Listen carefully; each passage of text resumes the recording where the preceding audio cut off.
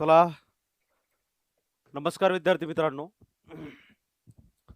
स्वागत आहे आपलं आपल्या या ऑनलाईन लर्निंग प्लॅटफॉर्मवर. पटपट पटपट जॉईन व्हा. मला सांगा, मी ऑडिबल आणि व्हिजिबल आहे का? मी ऑडिबल आणि व्हिजिबल आहे का मित्रांनो? 2025 मध्ये जी टीईटी परीक्षा झाली होती, त्या टीईटी परीक्षेमध्ये सामाजिक शास्त्राचे जे 60 प्रश्न आले होते, ते 60 प्रश्न ज्या पद्धतीने आले त्याचं ॲनालिसिस आपल्याला करायचे, विश्लेषण करायचं आहे, ज्याचा फायदा येणाऱ्या पुढच्या टीईटी मध्ये तुम्हाला 100% होईल. चला चला, गुड मॉर्निंग गुड मॉर्निंग. पहा, याच्यामध्ये आपण या लेक्चरचे 2 भाग केलेले, 2 किंवा जास्तीत जास्त 3, कारण 60 प्रश्न आहेत आणि तुम्हाला माहिती आहे ॲनालिसिस आपण डिटेल घेत असतो. येणाऱ्या परीक्षेसाठी याचा म्हणजे या लेक्चरचा तुम्हाला 100% फायदा होणार म्हणजे होणार. चला या, पहिला प्रश्न तुमच्यासाठी. प्रश्न जे परीक्षेला आलेले आहेत 91व्या नंबर पासून 150व्या नंबर पर्यंत प्रश्न होते. 91वा प्रश्न तुमच्या समोर हा. छत्रपती संभाजी महाराजांनी रिकामी जागा या ग्रंथाची रचना केली. छत्रपती संभाजी महाराजांनी रिकामी जागा या ग्रंथाची रचना केली असं विचारले. मित्रांनो, थोडीशी चर्चा करूया छत्रपती संभाजी महाराजाबद्दल. छत्रपती संभाजी महाराज बेसिक आणि त्याच्यानंतर आपण ग्रंथरचनेकडे येऊया, कारण या पद्धतीने प्रश्न विचारले गेलेले आहेत. पहा, छत्रपती संभाजी महाराजांबद्दल सांगायचं झालं तर यांचा पूर्ण कालावधी, कार्यकाळ जो आहे इसवी सन 1656 ते 1689 आपल्याला पाहायला मिळतो. हे मित्रांनो मराठा साम्राज्याचे दुसरे छत्रपती होते. मराठा साम्राज्याचे दुसरे छत्रपती होते. दुसरे छत्रपती, पहिले तुम्हाला माहिती आहे छत्रपती शिवाजी महाराज, दुसरे छत्रपती संभाजी महाराज. पुढे मित्रांनो त्यांना धर्मवीर असंही म्हणतात.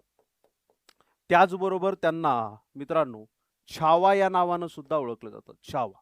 क्लिअर? छत्रपती संभाजी महाराजाचा राज्याभिषेक विचारला जाऊ शकतो. याची मला वाटतं याच्या अगोदर आलेला आहे हा प्रश्न. छत्रपती संभाजी महाराजांचा राज्याभिषेक जो आहे हा आपल्याला पाहायला मिळतो 16 जानेवारी 1681 ला. 16 जानेवारी 1681 ला राज्याभिषेक. ठीक आहे. त्याच्यानंतर पुढे चला, आणखी महत्वाचा प्रश्न विचारला जाऊ शकतो.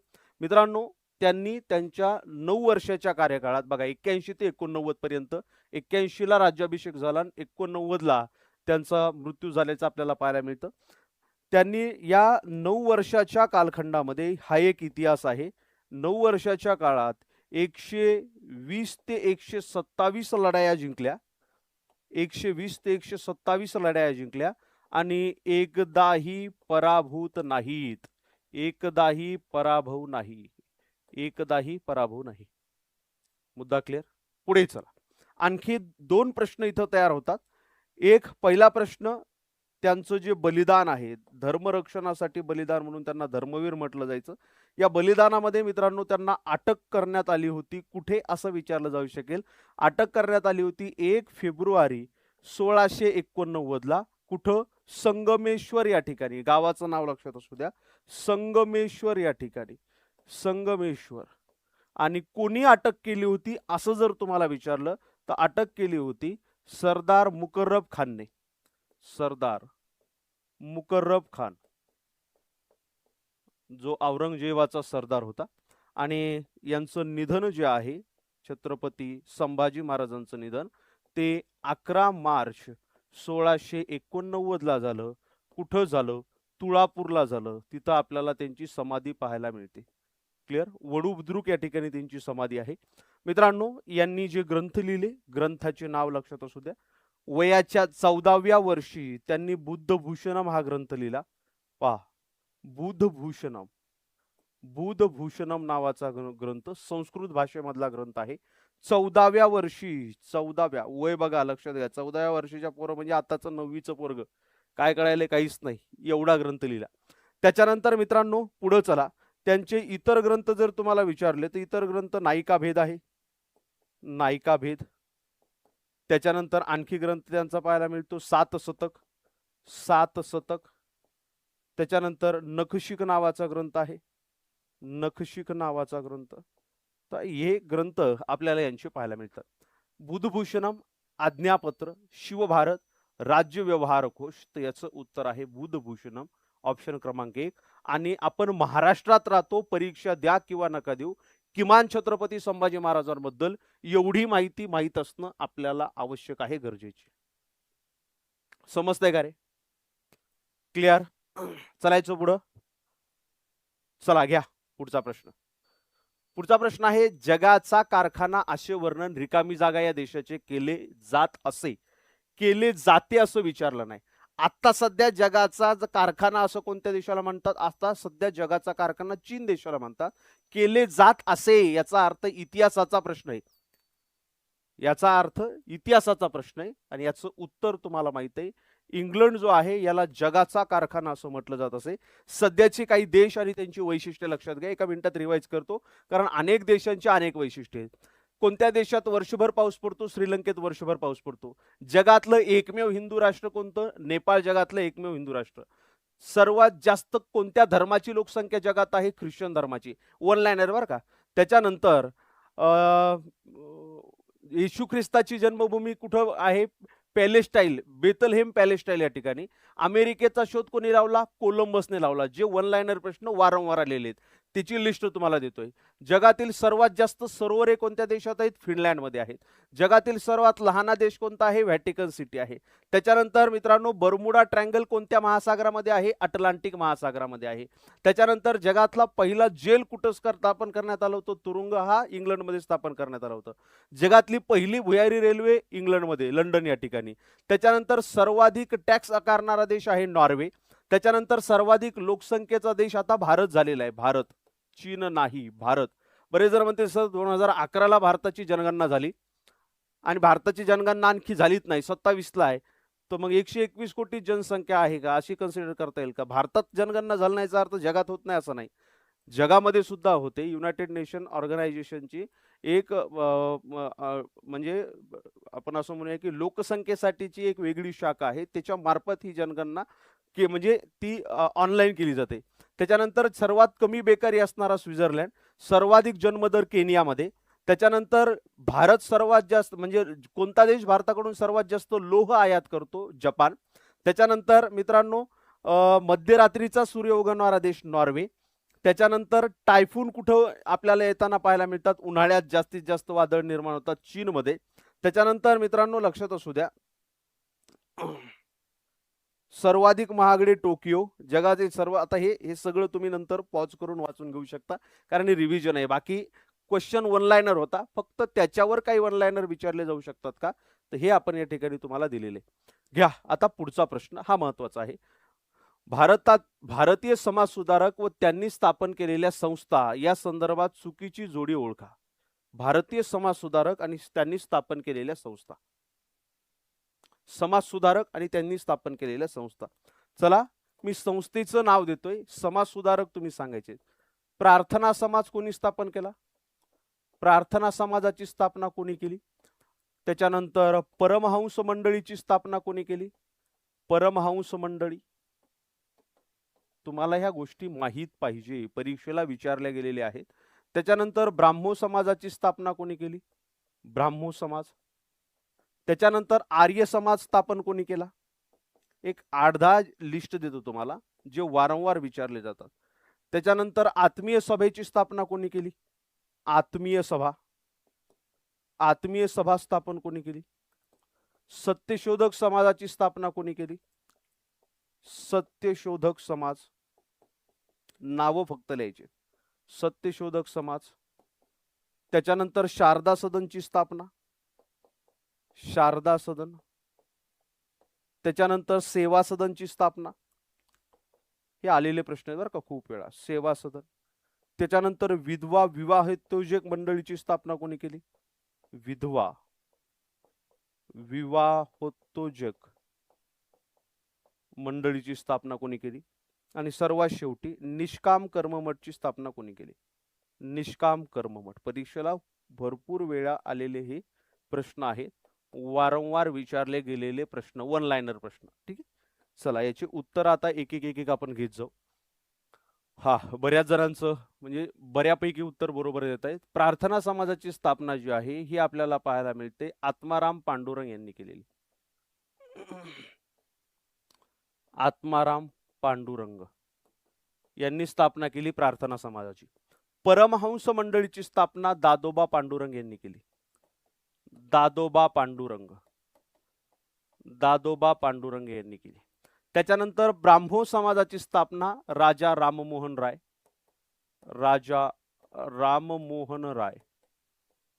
यांनी केली. क्लिअर. त्याच्यानंतर आर्य समाजाची स्थापना स्वामी दयानंद सरस्वती यांनी केली. स्वामी दयानंद सरस्वती. त्याच्यानंतर आत्मीय सभा स्थापन कोणी केली? परत राजा राममोहन राय यांनी आत्मीय सभा स्थापन केली. त्याच्यानंतर सत्यशोधक समाजाची स्थापना महात्मा ज्योतिबा फुले. आणि मित्रांनो याचं वर्ष नेहमी विचारलं जातं. 24 सप्टेंबर 1873 ला सत्यशोधक समाज स्थापन झाला पुणे येथे. शारदा सदनची स्थापना पंडिता रमाबाई. शारदा सदन, मुक्ती सदन, सदानंद सदन, पंडिता रमाबाई. बातमी सदन हे त्यांनी स्थापन केलेलं. सेवा सदन म्हटलं तर रमाबाई रानडे, कन्फ्यूज व्हायचं नाही, रमाबाई रानडे. त्याच्यानंतर विधवा विवाहोत्तेजक मंडळीची स्थापना केली महर्षी धोंडो केशव कर्वे यांनी.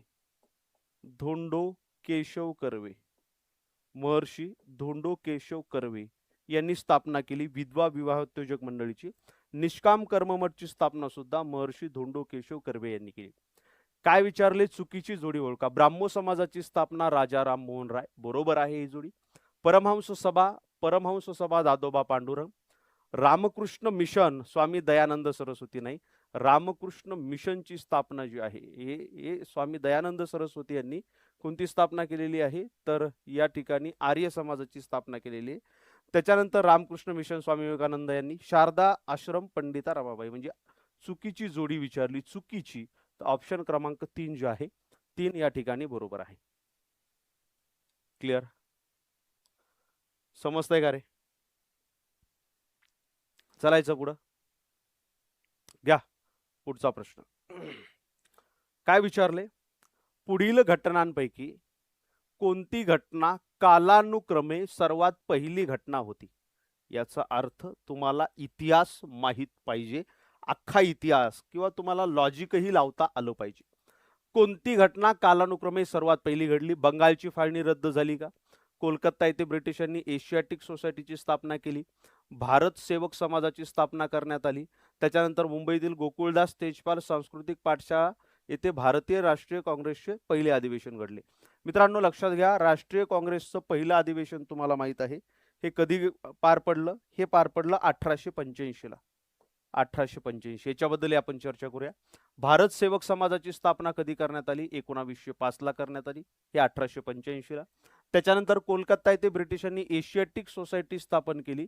मित्रांनो एशियाटिक सोसायटीची स्थापना 1784 ला करण्यात आली. आणि बंगालची फाळणी जी आहे ही रद्द 1911 ला करण्यात आली. यापैकी सर्वात जुनी घटना जी घडली ही एशियाटिक सोसायटी स्थापन झाली कुठं? तर ही स्थापन झाली कोलकाता येथे. आता थोडासा सिक्वेन्स समजून घेऊ मित्रांनो. 1784 ला लॉजिकली समजून घ्यायचं. लॉजिक काय? एशियाटिक सोसायटीची स्थापना कशासाठी झाली? एशियाटिक सोसायटीची स्थापना भारतामध्ये भारतीय संस्कृती असेल, भारतीय समाज असेल, यांचं संशोधन करून यांना व्यवस्थितपणे, किंवा आशिया, फक्त भारतच नाही, आशियातील समाज, संस्कृती, अर्थकारण, राजकारण समजून घेऊन व्यवस्थितपणा त्यांच्यामध्ये आणण्यासाठी एशियाटिक सोसायटी स्थापन झाली. 1857 ला इंग्रजांना कळालं की बाबा यांना सुधरून फायदा नाही. 1857च्या युद्धामध्ये हे सुद्धा कारण होते की समाज सुधारण्याचा प्रयत्न केला काही इंग्रजांनी. बऱ्याचशा प्रथा, आपल्या ज्या कुप्रथा होत्या ह्या कुप्रथा सुधारण्याचा प्रयत्न केले. हे लोकांना आवडलेलं दिसलं नाही, त्यांनी त्यामुळे ते बंद केलं. ह्या सोसायट्या ज्या स्थापन झाल्या, लॉजिकली लक्षात घेतलं तर ही जे 2 नंबरचं उत्तर आहे, थोडंसं दिमाग लावलं असतं तर बरोबर असलं असतं. तुम्हाला हे बऱ्याच गोष्टी ह्या माहित आहेत पण हे माहित नव्हतं. चला 2 मिनिटात याच्याबद्दल चर्चा करूया. 1784 ला मित्रांनो एशियाटिक सोसायटीची स्थापना झाली. संस्थापक कोण होते? संस्थापक संस्थापक संस्थापक होते sir William Jones. Sir William Jones. Clear. कधी स्थापना झाली? 15 जानेवारी 1884 ला. कुठे झाली? कोलकाता या ठिकाणी झाली. पूर्वीचं नाव होतं एशियाटिक सोसायटी, त्याच्यानंतर त्याचं नामकरण झालं एशियाटिक सोसायटी ऑफ बंगाल. हे नाव आपल्याला या ठिकाणी पाहायला मिळतं. आशिया खंडातला इतिहास असेल, त्याच्यानंतर संस्कृती असेल, त्याच्यानंतर कला विज्ञान याचा अभ्यास करण्यासाठी ही संस्था स्थापन करण्यात आली. चला, हा मुद्दा क्लिअर झाला. बंगालची फाळणी रद्द करण्यात आली 1911 ला. आता बंगालच्या फाळणीबद्दल जेव्हा आपण चर्चा करतो, बंगालची फाळणी इंग्रजांचं एक धोरणच होतं. इंग्रजांचं काय धोरण होतं? फोडा आणि राज्य करा. बंगालची फाळणी, बंगाल असा एक प्रदेश, याच्यामध्ये मित्रांनो 2 तुकडे केले. एक पूर्व बंगाल केलं आणि एक पश्चिम बंगाल केलं. पूर्व बंगालमध्ये मित्रांनो 20% हिंदू लोक राहायचे आणि 80% मुस्लिम लोक राहायचे. पश्चिम बंगालमध्ये 80% मुस्लिम राहायचे, 80% हिंदू राहायचे आणि 20% मुस्लिम लोक राहायचे. त्यामुळे यांनी हिंदू मुस्लिम करून ही बंगालची फाळणी केली. कधी केली असं जर तुम्हाला विचारलं, बंगालच्या फाळणीच्या मित्रांनो 2 आपल्याला तारखा लक्षात ठेवाव्या लागतील. घोषणा कधी केली बंगालच्या फाळणीची? लॉर्ड कर्झननं. कर्झनने बंगालची फाळणी केली. कर्झनचा उल्लेख औरंगजेब असा कोणी केला होता, असाही परीक्षेला प्रश्न आलेला आहे. घोषणा कधी केली? घोषणा केली मित्रांनो, लक्षात असू द्या, 19 जुलै 1905 ला. आणि याची अंमलबजावणी कधी केली? अंमलबजावणी केली मित्रांनो 16 ऑक्टोबर 1905 ला. आणि हा दिवस संपूर्ण भारतभर शोक दिवस म्हणून पाळण्यात आला. संपूर्ण बंगालमध्ये हा दिवस शोक दिवस म्हणून पाळण्यात आला. त्याच्यानंतर अनेक विरोध झाले, बऱ्याचशे भागामध्ये या ठिकाणी दंगली वगैरेही पेटल्या. आणि तुम्हाला माहित आहे दिल्ली दरबार भरला होता 1911 ला. हाही परीक्षेला प्रश्न आलेला आहे. दिल्ली दरबार कोणत्या वर्षी भरला होता? दिल्ली दरबार भरला होता 1911 ला. आणि दिल्ली दरबारामध्ये पंचम जॉर्ज आले होते, पंचम जॉर्ज. आणि या पंचम जॉर्जने बंगालची फाळणी जी आहे, फाळणी रद्द केली. मुद्दा दुसरा पटला. क्लिअर. कधी झालं हे?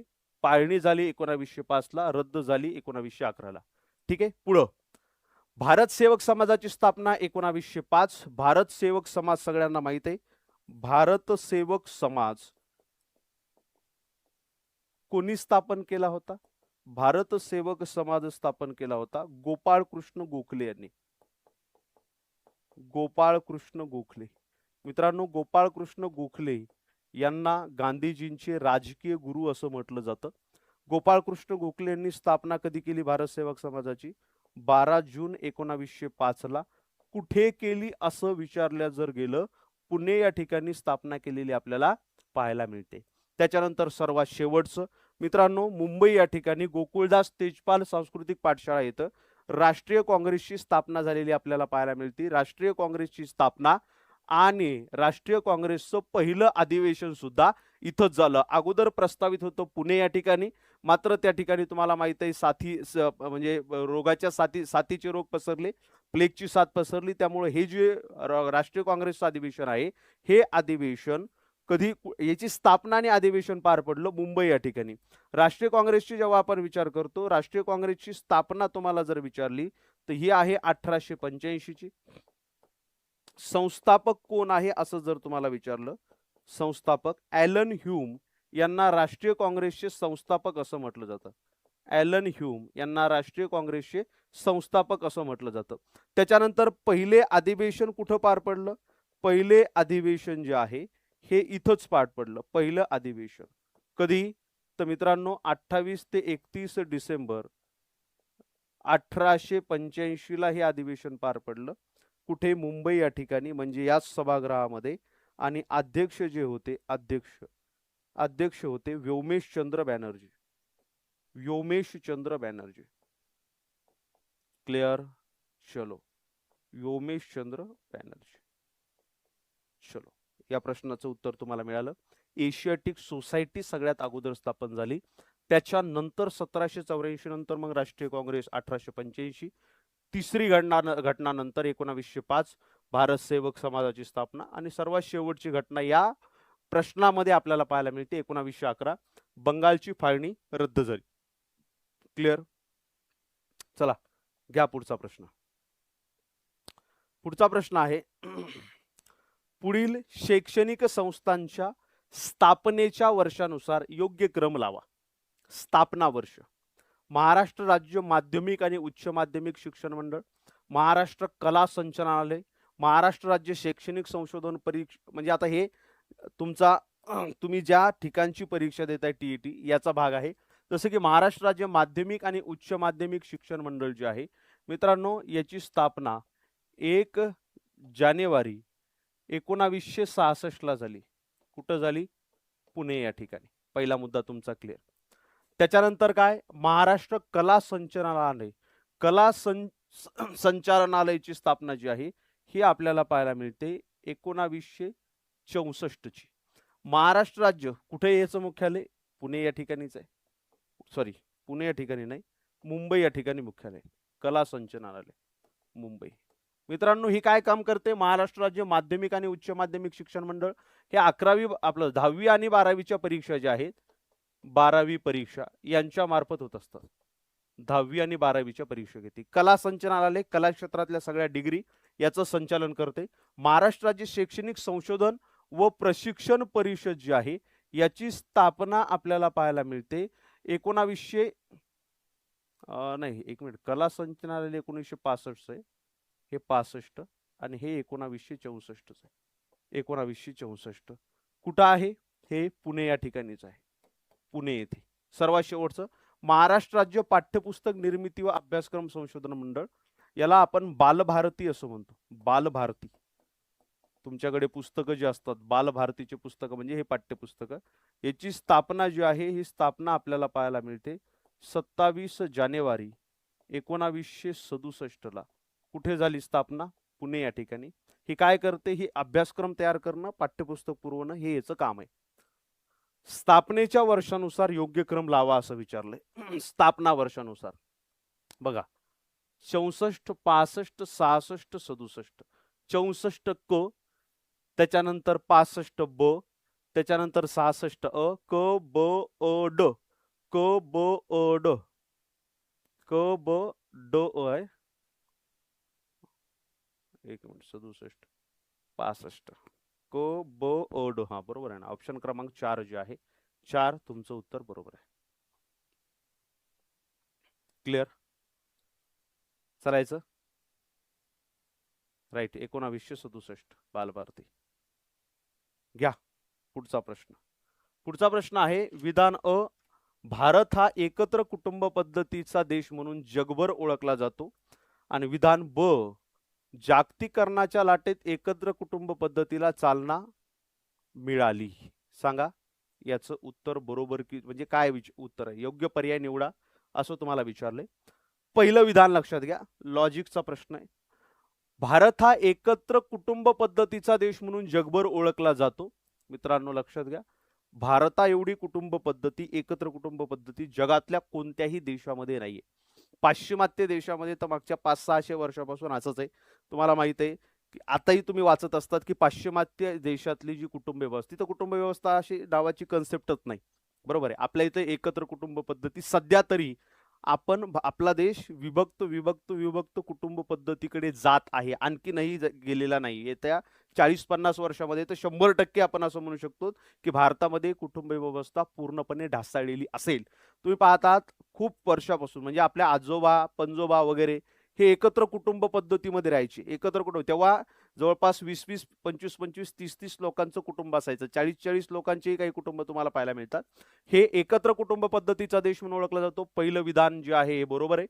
विधान ब काय म्हणते? जागतिकीकरणाच्या लाटेत एकंदर कुटुंब पद्धतीला चालना मिळाली. जागतिकीकरण काय? आता तुम्ही पाहिलं असेल 1991 ला आपण खाजगीकरण, उदारीकरण, जागतिकीकरण स्वीकारलं. जगासाठी आपली दारं खुले केली, आपली टेक्नॉलॉजी वगैरे खुली केली. याचा आणि एकत्र कुटुंब पद्धतीचा काहीही संबंध नाही. उलट जागतिकीकरणामुळे पाश्चिमात्यकरण आपल्या इकडे वाढलं आणि त्याच्यामुळं पाश्चिमात्य देशा लोकांचं आपण अनुकरण करायला लागलो. तुम्ही पहा, एखाद्याला समजा तुम्ही म्हणाल की बाबा चल तुला चांगली झुणका भाकरी खाऊ घालतो आणि त्यालाच म्हणाल की नाही चला तुला पिझ्झा खाऊ घालतो, दोन्हीपैकी एक ऑप्शन सांग, हे पिझ्झा खाणार, आवडू न आवडू. का? कारण आपल्याला सवय लागली पाश्चिमात्य लोकांचं अनुकरण करण्याची. याचा आणि याचा काहीही संबंध जो आहे हा नाही. म्हणून विधान अ बरोबर आहे आणि विधान ब जे आहे हे चुकीचं आहे. विधान अ बरोबर, विधान ब चूक. ऑप्शन क्रमांक 1 जे आहे इथं तुमचं उत्तर बरोबर असणार आहे. ऑप्शन क्रमांक 1. क्लिअर? दोन्ही विधाने बरोबर नाहीत. काय सुप्रिया मॅडम लक्षात घ्या ना, जागतिकीकरणाचा कुटुंब पद्धतीचा काही संबंध नाही. तुम्ही 50 लोक एकत्रच राहत असताल, याचा आणि जागतिकीकरणाचा काय संबंध आहे बरं? काहीच नाही. घ्या पुढचा प्रश्न.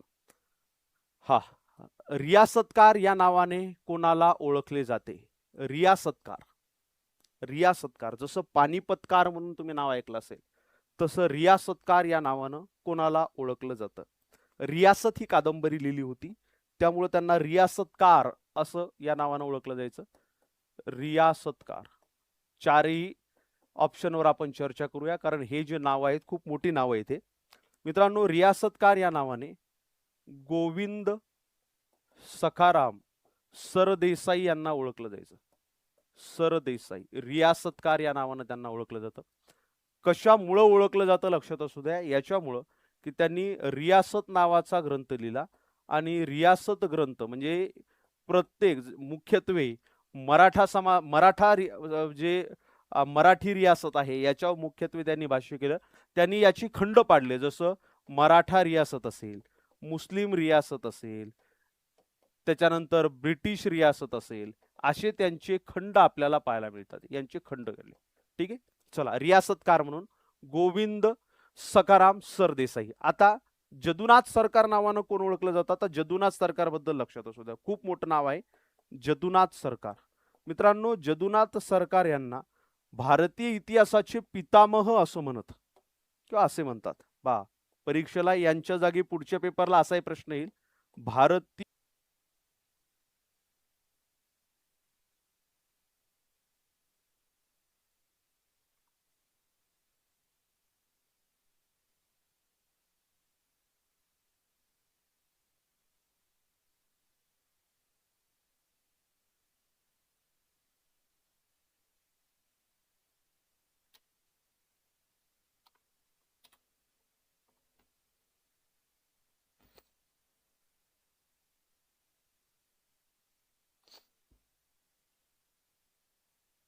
चला व्हिजिबल आहे आता? व्हिजिबल आहे का? कमेंट करा फास्ट.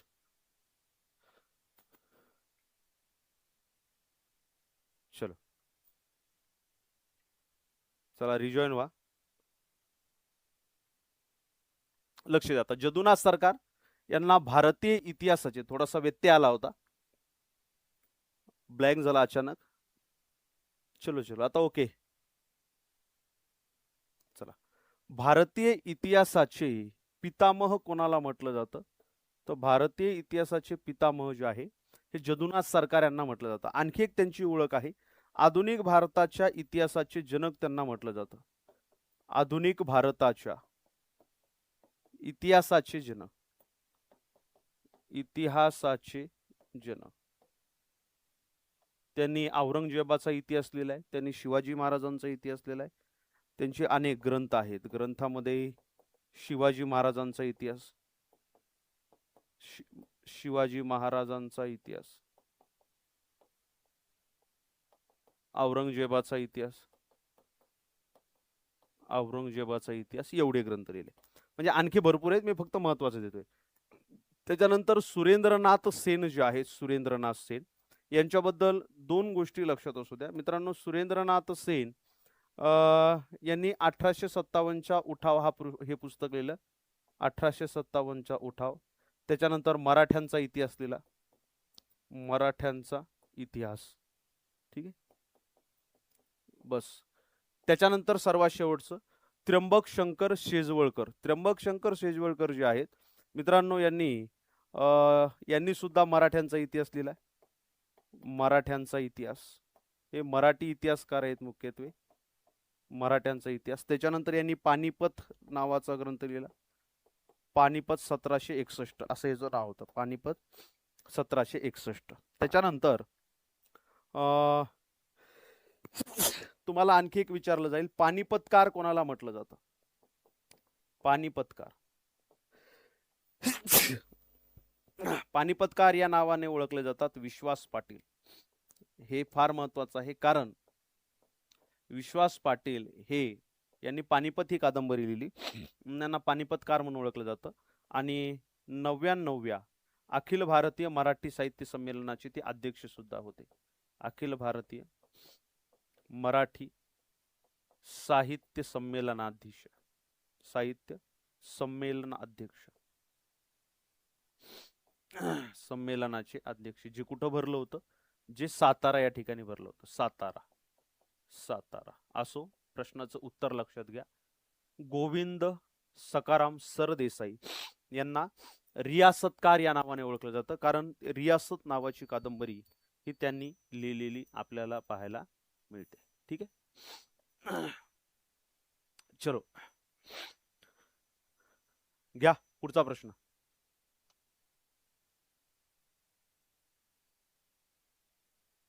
खालील विधाने अभ्यासा. विधान दिलेले: या युगात प्राण्यांचा उपयोग सामानाच्या ने आणीसाठी होऊ लागला. या युगात व्यापार व दळणवळण या गोष्टी विकसित झाल्या. या युगात मातीची भांडी चाकावर घडवायला सुरुवात झाली. सांगा.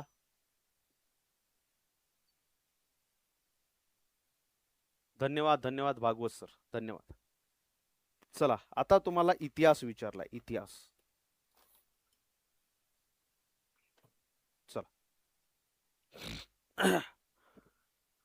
इतिहास तो सुद्धा प्राचीन इतिहास.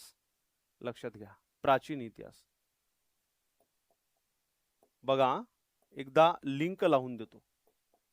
डायरेक्टली आपण याच्याकडे येणार नाही, फक्त मला 5 मिनिटं द्या, लिंक लावून देतो. मित्रांनो, प्राचीन इतिहास जो आहे हा 3 भागामध्ये विभागला गेला. 1, 2 आणि 3. प्राचीन इतिहासाचे 3 भाग पडतात. पहिला भाग जो आहे, ज्याला आपण प्रागैतिहासिक काळ असं म्हणतो. प्रागैतिहासिक काळ तुम्हाला माहिती आहे 3 पद्धतीचा इतिहास आहे: प्राचीन इतिहास, मध्ययुगीन इतिहास आणि आधुनिक इतिहास. प्राचीन इतिहासाचे पुन्हा 3 भाग पडतात. एक प्रागैतिहासिक काळ, दुसरा भाग पडतो याचाच प्राचीन इतिहासाचा, ज्याला पूर्व इतिहास काळ असं म्हटलं जातं. पूर्व इतिहास काळ, पूर्व इतिहास काळ. आणि तिसरा जो भाग आहे त्याला इतिहास काळ असं म्हणतात. कशामुळे याचे वेगवेगळे भाग झाले? मित्रांनो, प्रागैतिहासिक काळ म्हणजे असा इतिहास जिथे तुम्हाला अवशेष तर मिळाले, मात्र त्याचे लिखित पुरावे जे आहेत हे मिळाले नाहीत, असा इतिहास ज्याला प्रागैतिहासिक काळ म्हणतात. म्हणजे तुम्हाला अवशेष सापडले, मात्र लिखित काहीच सापडलं नाही तिथं, याला प्रागैतिहासिक काळ म्हणतात. पूर्व इतिहास काळ म्हणजे काय? पूर्व इतिहास म्हणजे जिथं अवशेष सापडले, लिखित स्त्रोतही सापडले, मात्र ते वाचता आले नाही, याला पूर्व इतिहास काळ म्हणतात. म्हणजे अवशेषही सापडले, काही लिखित पुरावे सापडले, मात्र आपल्याकडे ते वाचण्यासाठी लिपी उपलब्ध किंवा आपल्याला ते वाचता आले नाहीत, याला पूर्व इतिहास काळ म्हणतात. आणि इतिहास काळ म्हणजे काय? जिथं तुम्हाला मित्रांनो म्हणजे अवशेषही सापडले, लिखित पुरावेही सापडले आणि ते वाचता सुद्धा आले, याला इतिहास काळ म्हणतात. आता जी आपण ही चर्चा करत होतो प्रश्नाची, ही चर्चा जी आहे ही चर्चा आपण पाहिली की कोणत्या युगाची आहे असं म्हणतात. आणखी पुढे प्रागैतिहासिक काळ जो आहे हा 3 भागामध्ये विभागला गेला.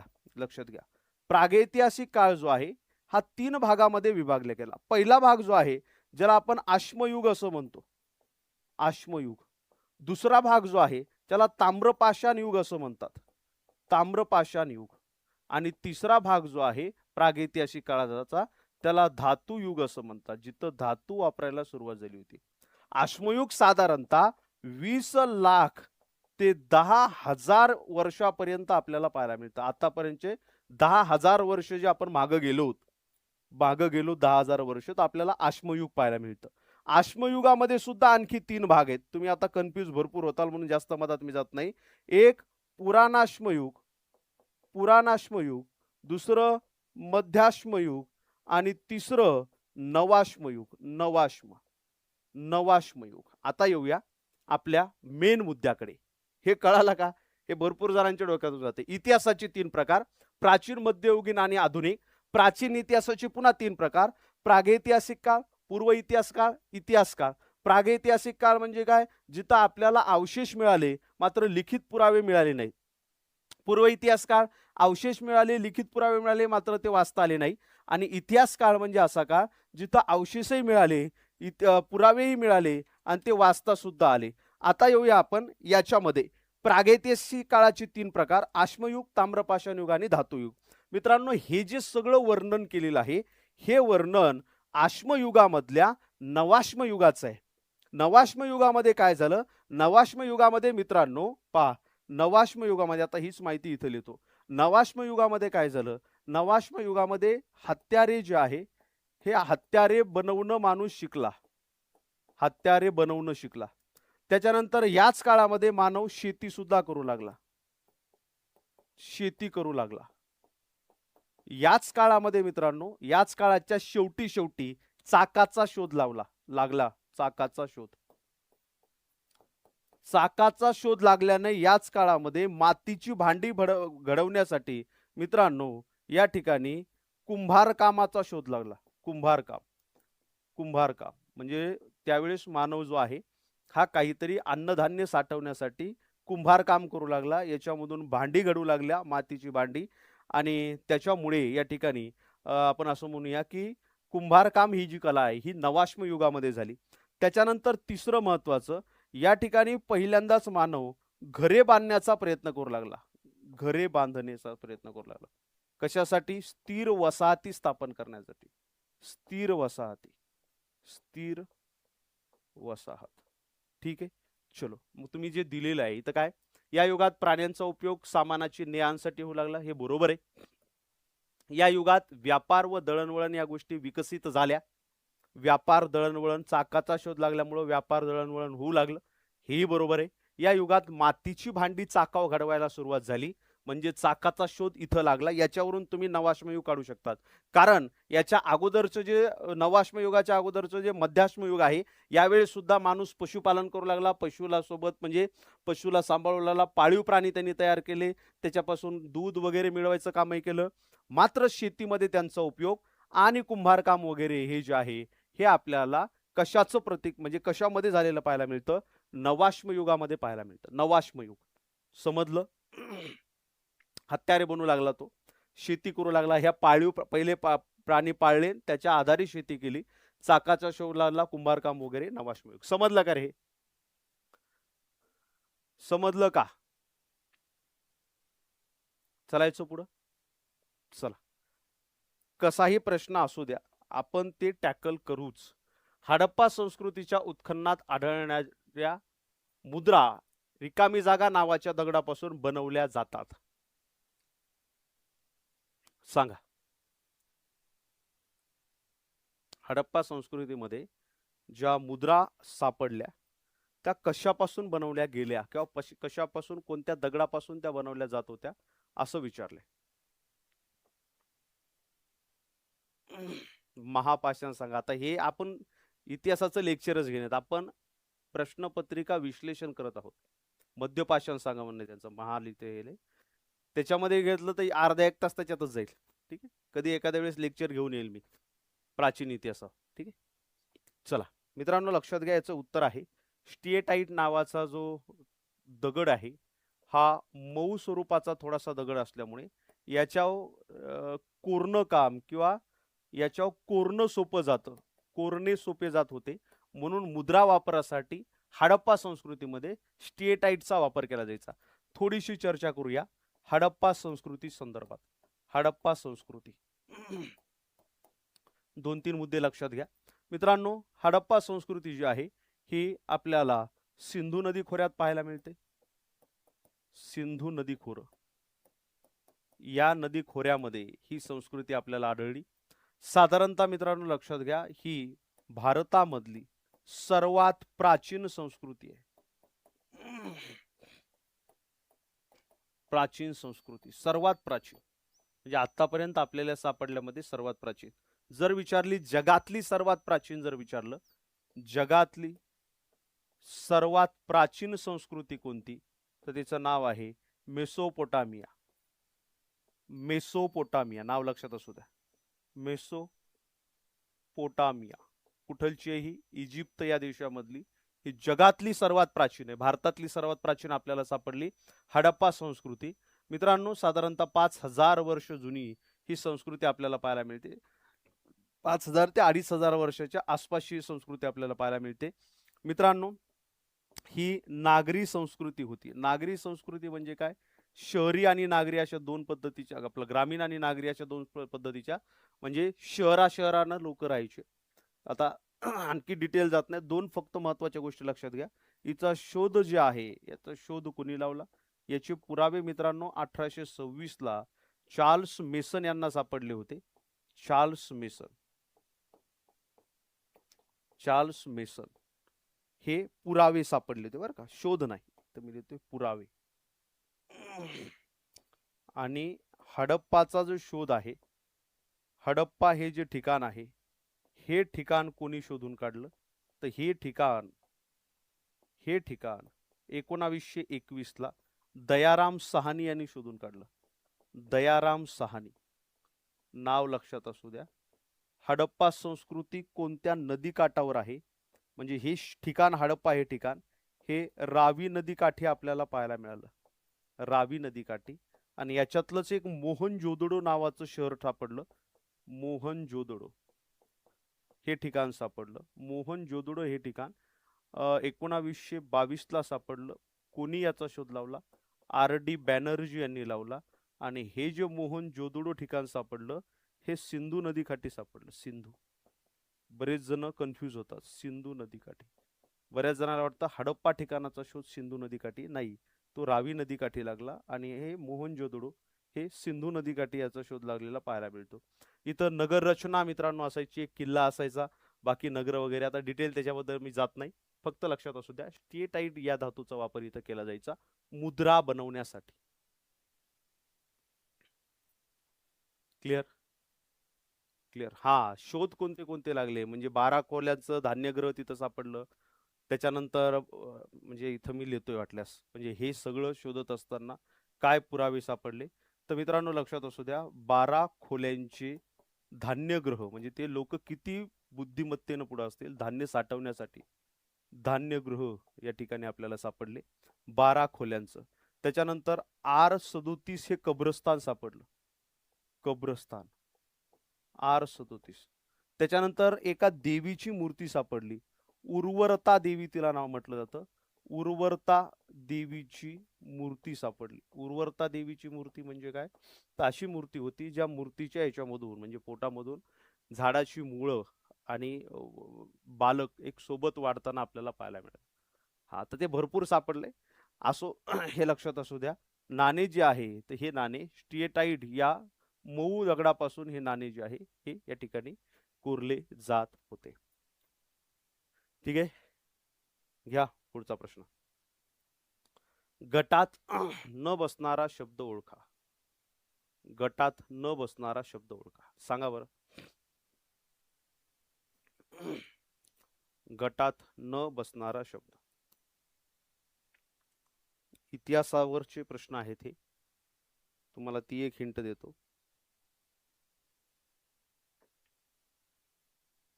बघा, ते शब्द मी एकदा लिहून घेतो आणि त्याचे अर्थ तुम्हाला सांगतो. वय्य पहिला शब्द. चर्मनमा दुसरा शब्द. तिसरा शब्द कारमार. चौथा शब्द नाव्य. लक्षात असू देत. मित्रांनो वय्य या शब्दाचा अर्थ होतो विणकर, विणकाम करणारा. विणकाम करणारा म्हणजे मित्रांनो हे वैदिक काळातले शब्द आहेत. वैदिक काळातील शब्द. वैदिक काळातील विणकाम करणारा म्हणजे ज्याला आपण कापड विणणारा म्हणू शकतो. कापड विणणारा. दुसरा शब्द आहे चर्मनमा. चर्मनमा म्हणजे चांभार, जो कातड्याचे काम करतो. कातड्याचे काम करणारा. हे वैदिक काळातले शब्द आहेत. काम करणारा. जातीवरून व्यवसाय ठरत होते पूर्वी. कारमार या शब्दाचा अर्थ होतो लोहार. लोहार हे वैदिक काळातले शब्द आहेत. लोहार काय करतो? धातू काम करतो. धातू काम करणारा. आणि सर्व शब्द नाव्य हा वैदिक काळातला शब्द नाही. ह्या शब्दाचा अर्थ नाव्य म्हणजे नूतन किंवा नवीन असा याचा अर्थ होतो. तर याचं उत्तर आहे ऑप्शन क्रमांक 4. हा गटात बसत नाही कारण वरचे तीनही जे शब्द आहेत हे शब्द कुठलचे आहेत? तर हे आहेत वैदिक काळातील शब्द. हा 2025 नोव्हेंबर मध्ये झालेल्या 2025च्या पेपरचा अनालिसिस आहे. ठीक आहे. चला, जर नवीन जॉईन झालेला असाल, लेक्चर आवडलं असेल तर लाईक करा. घ्या पुढचा प्रश्न. पुढचा प्रश्न आहे 1857च्या स्वातंत्र्य लढ्याशी संबंधित घटना योग्य कालानुक्रमे मांडा. सांगा बरं. याचा अर्थ तुम्हाला इतिहास व्यवस्थित माहीत पाहिजे. 1857च्या काळातील कालखंडातील घटना या तुम्हाला व्यवस्थित पद्धतीने या ठिकाणी लावायला सांगितलेले आहेत. चला, तुम्हाला आता मी क्रोनॉलॉजी याची लावून देतो. तुम्हाला माहित आहे 1857च्या उठावाची ठिणगी कुठं पडली? 1857च्या उठावाची ठिणगी पडली बराकपूरच्या छावणीमध्ये. बराकपूरची छावणी. 1857च्या उठावाची ठिणगी बराकपूरच्या छावणीमध्ये कोणत्या नेटिव्ह इन्फंट्री मध्ये पडली? 34वी नेटिव्ह इन्फंट्री होती. Native infantry. आता ही कहाणी अशी आहे की मित्रांनो, मंगल पांडे नावाचा एक सैनिक आहे आणि मंगल पांडे सैनिक काय केलं? मंगल पांडे सैनिक बराकपूरच्या छावणीमध्ये 34व्या नेटिव्ह इन्फंट्री मध्ये एक सैनिक होता. गंगेमध्ये सकाळची वेळ उठला, गंगेमध्ये स्नानासाठी गेला. स्नान संध्या करून पाणी सोबत एक आपलं लोटाभर पाणी सोबत घेऊन आला कारण त्याला पूजेला न्यायचं होतं. हे येत असताना त्याला एक अछूत व्यक्ती, म्हणजे त्यावेळेस म्हणजे त्याचे प्रकार असायचे, एकदम खालच्या जातीचा, वरच्या जातीचा, चुकून त्याला धक्का लागला मंगल पांडेला. मंगल पांडेला धक्का लागल्याबरोबर, कारण मला देवपूजेसाठी पाणी न्यायचे आणि तू मला शिवलं, त्यामुळं मंगल पांडे त्याच्यावर भडकला. जसाही मंगल पांडे भडकला तेव्हा त्या व्यक्तीने सांगितलं की बाबा, तुम्हाला आम्ही शिवल्याला चालत नाही, मात्र इंग्रजांनी जी तुम्हाला गाईच्या मांसाची ती काडतूस तुम्हाला दिले. काडतूस म्हणजे बॉम्ब असे असायचे की दाताने ते थोडं सोलावं लागायचे आणि फेकून द्यावं लागायचे. ते तुम्ही तोंडात घालताय, तुम्हाला काहीतरी वाटलं पाहिजे, माणूस म्हणून तुम्ही आम्हाला वागणूक देत नाही. तर मग मंगल पांडेचं दिमाग सटकला. मंगल पांडे डायरेक्ट छावणीमध्ये आला आणि इथं छावणीमध्ये येऊन मंगल पांडेनं ह्युजेसची हत्या केली. ह्युजेसची हत्या केल्यानंतर यावेळेस काय होतं मित्रांनो, उन्हाळ्याचे दिवस होते. साधारणतः तारीख लक्षात असू द्या, 29 मार्च ही तारीख होती 1857. मित्रांनो लक्षात असू द्या, हीच तारीख जी आहे ही 1857च्या उठावाची तारीख नव्हती. 1857च्या उठावाची तारीख जी होती ही वेगळी ठरवण्यात आली होती. मे महिन्यातली तारीख ठरवण्यात आली होती 29 मार्च. यावेळेस काय होतं, उन्हाळा होता, तुम्हाला माहिती आहे. हे ब्रिटिश लोक जास्त ऊन सहन करू शकत नाहीत. हे ब्रिटिशांनी काय केलं, ब्रिटिश दरवर्षी जे मुख्य मेन अधिकारी असायचे हे सगळे हिमालयात फिरायला जायचे. मग त्यावेळेस ह्या ज्या पोस्टिंगवर अधिकारी जे होते हे दुय्यम दर्जाचे अधिकारी होते किंवा दुसऱ्या फळीतले अधिकारी होते. ह्युजेसची हत्या केल्यानंतर इथं ह्या सैनिकांना उठाव केला आणि इथून बंड पुकारलं. हीच पूर्ण छावणी हातामध्ये घेतली आणि हे निघाले नंतर मेरठला. मेरठला गेल्यानंतर मित्रांनो तिथं सुद्धा छावणी होती. मेरठला 85 सैनिकांना त्या ठिकाणी इथं हे उठाव करणे म्हणून अटक करण्यात आली होती. घोडदळ हे सैन्य होतं. त्याच्यानंतर मित्रांनो सैनिकांना इथलच्या बंड केला आणि ब्रिटिश अधिकाऱ्याला मारलं. मेरठहून हे सगळे आले दिल्लीला. लक्षात असू द्या, मेरठहून हे सगळे आले दिल्लीला. दिल्लीला आल्यानंतर मित्रांनो लक्षात असू द्या, दिल्लीला आल्यानंतर त्या ठिकाणी त्यांनी कर्नल रिप्ले नावाचा एक अधिकारी होता, त्याला ठार केलं. तो शस्त्रागार प्रमुख होता. इथलचं शस्त्रागार ताब्यामध्ये घेतलं आणि शस्त्रागार ताब्यामध्ये घेऊन इथलचे शस्त्र वगैरे बाहेर काढले आणि दिसंत्या ब्रिटिश सैनिकाला ठार केलं. हे करत असताना बरेचसे आपले लोक, सामान्य नागरिक सुद्धा यावेळेस यांच्या रोषाला म्हणजे यांना कंटाळले होते आपल्याच सैनिकाला. हे पाहायचे कुठे हे बंदुका फिरव, हे असं फिरव. दिल्ली ताब्यात घेतल्यानंतर यांनी काय केलं, दिल्लीच्या गादीवर या बहादूर शाह जफर, शेवटचा मुघल बादशाह होता, बहादूर शाह जफर यांना काय केलं, बहादूर शाह जफर म्हटले की तुम्ही काय करा, तुम्ही दिल्लीच्या तख्तावर बसा आणि पुन्हा तुमचं साम्राज्य सुरू करा, आम्ही तुमच्या सोबत आहोत. ही सगळी बातमी इकडे ब्रिटिशांना पोहोचली. ब्रिटिश पुन्हा वापस आले, त्यांनी त्यांच्या सुट्ट्या सगळ्या कॅन्सल केल्या, सैनिकाला एकत्र जमवलं आणि पुन्हा दिल्ली त्यांनी ताब्यामध्ये घेतली. हे सगळं सुरू असताना मित्रांनो लक्षात असू द्या, तात्या टोपे आणि नानासाहेब पेशवे हे सोबत लढत होते. तात्या टोपे त्यांच्याही भागामध्ये, म्हणजे जसं दिल्ली काबीज केली, जग म्हणजे भारतभर पूर्ण हे लोण पसरलं होतं. हळूहळू हळूहळू उत्तर भारताकडून दक्षिण भारत आणि इकडे हे लोण पसरत असताना या ठिकाणी लखनौला हजरत बेगम महल यांनी उठावाचं नेतृत्व केलं. त्याच्यानंतर कानपूरला तात्या टोपे होते, कानपूरला नानासाहेब पेशवे, नाना पेशवे आणि तात्या टोपे यांनी उठावाचं नेतृत्व केलं. तात्या टोपे.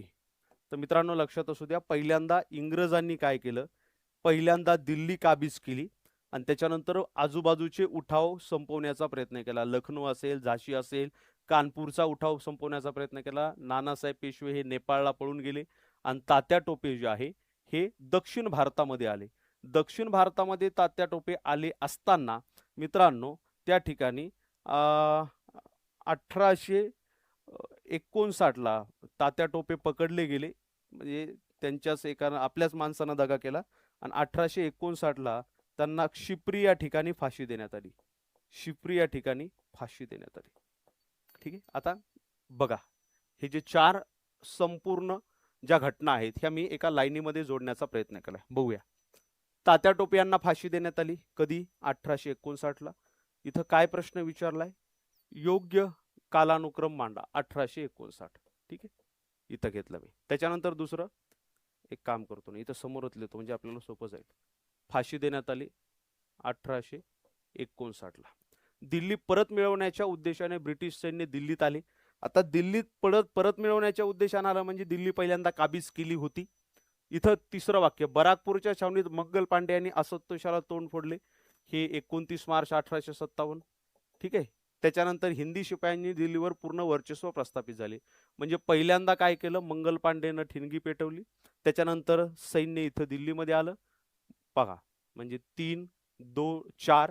मग त्याच्यानंतर दिल्ली काबीज करायला परत ब्रिटिश सैन्य दिल्लीमध्ये दाखल झालं 2 आणि सर्वात शेवटी तात्या टोपे यांना फाशी देण्यात आली 1. म्हणजे 3, 4, 2, 1, 3, 4, 2, 1. ऑप्शन क्रमांक 1 हे बरोबर आहे. ऑप्शन क्रमांक 1 हे बरोबर आहे. क्लिअर? समजते सगळ्यांना? घ्या पुढचा प्रश्न.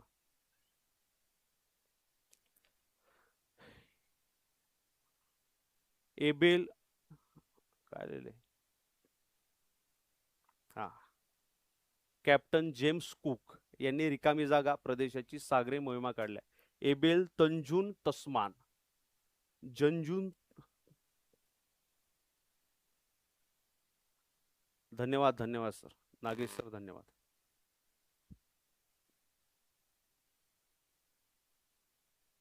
तंजून आहे ते, मी तेच कन्फ्यूज झालो. तंजून तस्मान, एबेल तंजून तस्मान आणि जेम्स कुक यांनी रिकामी जागा या प्रदेशाच्या सागरी मोहिमा काढल्या. त्यापैकी जेम्स कुक हे नाव प्रसिद्ध आहे.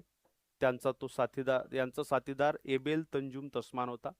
जेम्स कुकनं मित्रांनो दक्षिणेकडे त्याच्या मोहीम, म्हणजे पृथ्वीच्या दक्षिण भागामध्ये त्यांनी मोहिमा काढल्या. तुम्हाला माहित आहे की ही पृथ्वी आहे, हे विषुववृत्त असतं, 23.5 अंशावर असतं हे कर्कवृत्त, दक्षिणेला 23.5 अंशावर असतं मकरवृत्त, उत्तरेला 66 अंशावर असतं आर्टिक वृत्त आणि दक्षिणेला 66 अंशावर असतं अंटार्क्टिक वृत्त. मित्रांनो जेम्स कुक जे आहे हा अंटार्क्टिक वृत्त ओलांडणारा, हे वृत्त ओलांडून दक्षिणेस जाणारा पहिला व्यक्ती होता. जेम्स कुक अंटार्क्टिक वृत्त ओलांडणारा ही त्याची उपलब्धी आहे, मात्र तो अंटार्क्टिकापर्यंत पोहोचू शकला नाही. वृत्त ओलांडणारा. पहिला व्यक्ती, पहिला व्यक्ती, मुद्दा क्लिअर.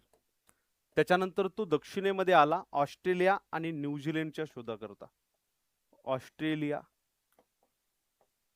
व न्यूझीलंडच्या भागामध्ये त्यांनी सागरी मोहिमा काढल्या. त्याच्यानंतर लक्षात घ्या मित्रांनो, हवाई बेटांचा त्याने शोध लावला. हवाई बेटांचा शोध त्यानं लावलेला आपल्याला पाहायला मिळतो. क्लिअर. ऑस्ट्रेलिया आणि न्यूझीलंड या सागरी मोहिमा काढल्या, दक्षिणेकडे काढल्या. इथपर्यंत तो पोहोचलाच होता. पुन्हा खाली खाली खाली खाली आला.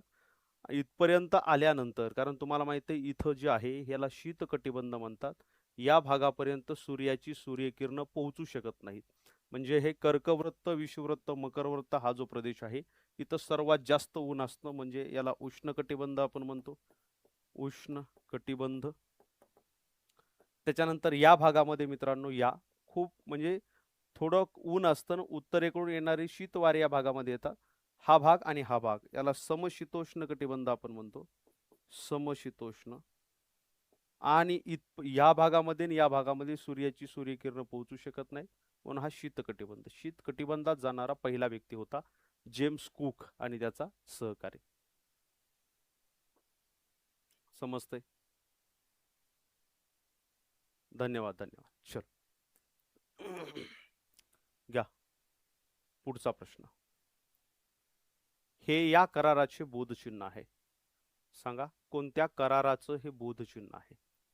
आणखी एक चिन्ह मी तुम्हाला देतोय, मला सांगा हे कोणत्या कराराचं बोधचिन्ह आहे. हे लष्करी करार आहे दोन्ही.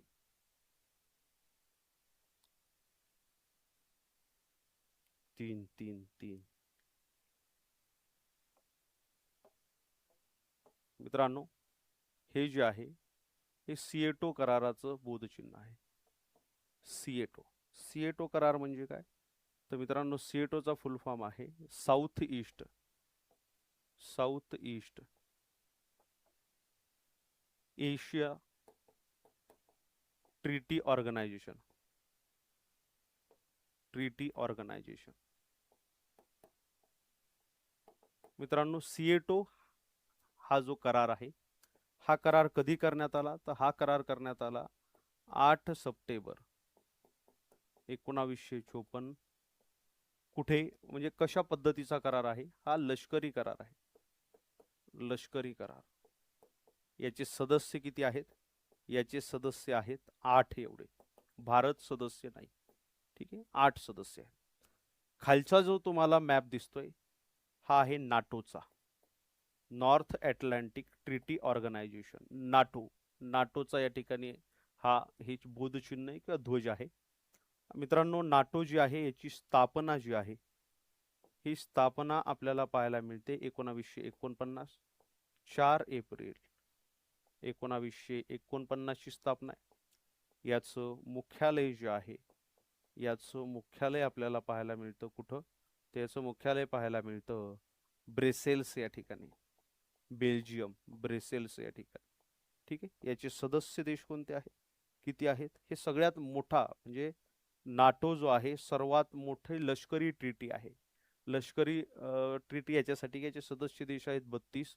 आणि उत्तर अटलांटिक तुम्हाला माहित आहे हा उत्तर अमेरिका खंड आहे, हा दक्षिण अमेरिका खंड आहे, हा इथं युरोप खंड आहे आणि इथं आफ्रिका खंड आहे. आणि यांच्या दरम्यान हे जे आहे हा आहे अटलांटिक महासागर. अटलांटिक महासागराचे 2 भाग, एक दक्षिण अटलांटिक आणि हा उत्तर अटलांटिक. तर याच्या किनाऱ्यालगतच्या असणाऱ्या सर्व देशांची मिळून युती आहे. आणि यांचं एक ब्रीद वाक्य आहे, एका देशावर हल्ला म्हणजे सर्व देशावर हल्ला. घेऊ घेऊ घेऊ नागेश सर घेऊ. एका मार्कनं पेपर राहिला, हा एक एक मार्क महत्वाचा आहे. चला हे समजतंय का, क्लिअर.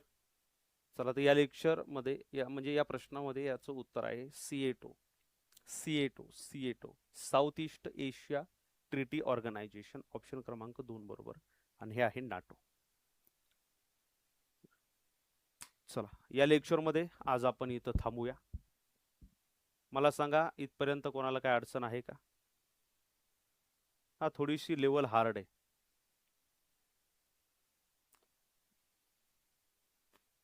ठीक आहे. नाही नाही, लास्ट इयरला असाल तर तरी मला एकदा बघावं लागेल. चलो, या लेक्चरमध्ये आज आपण इथं थांबू. राहिलेला भाग आपण पुढच्या लेक्चरमध्ये कंटिन्यू करू. धन्यवाद.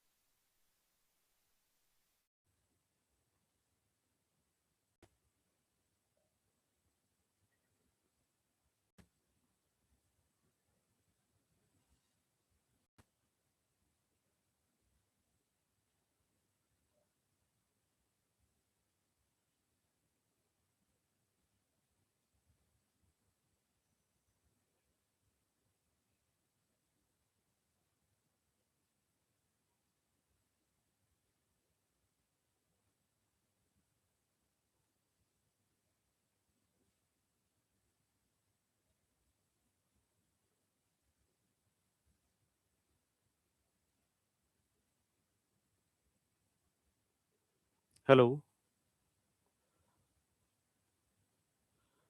चला, नमस्कार विद्यार्थी मित्रांनो, स्वागत आहे आपलं आपल्या या ऑनलाईन सेशनमध्ये. मला सांगा, मी ऑडिबल आणि व्हिजिबल आहे का? फास्ट कमेंट करा. दुसरी लिंक तयार केली आपण. थोडासा टेक्निकल इरर होता पहिल्या याच्यामध्ये. चलो, एक 2 सेकंद द्या मला फक्त.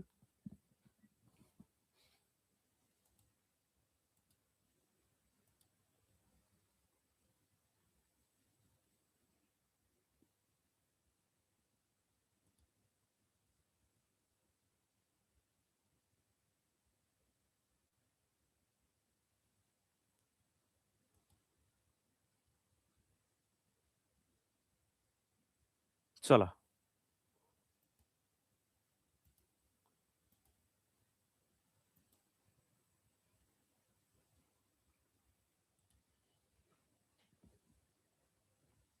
चला आता चला, पहिली लिंक जी आहे ना, थोडीशी टेक्निकल इश्यूमुळं पहिल्या लिंकवर हे झालं नाही, लाईव्ह झालं नाही. दुसरी लिंक तयार केली.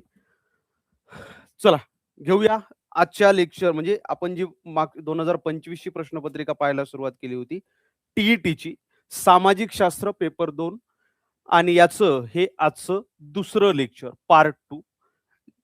60 प्रश्न आहेत. मला वाटतं 10-15 एक प्रश्न आपण मागच्या लेक्चरमध्ये घेतले होते. तिथून पुढं आपण या ठिकाणी सुरू करणार आहोत. लक्ष द्या, पहिला प्रश्न तुमच्या समोर हा. चला, सांगा उत्तर. पुढीलपैकी अचूक साखळी ओळखा. काय विचारलंय? अचूक साखळी ओळखा असं विचारलंय. उत्तर सांगा. इथे तुम्हाला इतिहासाची लिंक माहिती असणं गरजेची आहे. इतिहासामध्ये सुद्धा प्राचीन इतिहासाची लिंक माहिती असणं गरजेची. प्राचीन इतिहासावरचा हा प्रश्न आहे. चलो,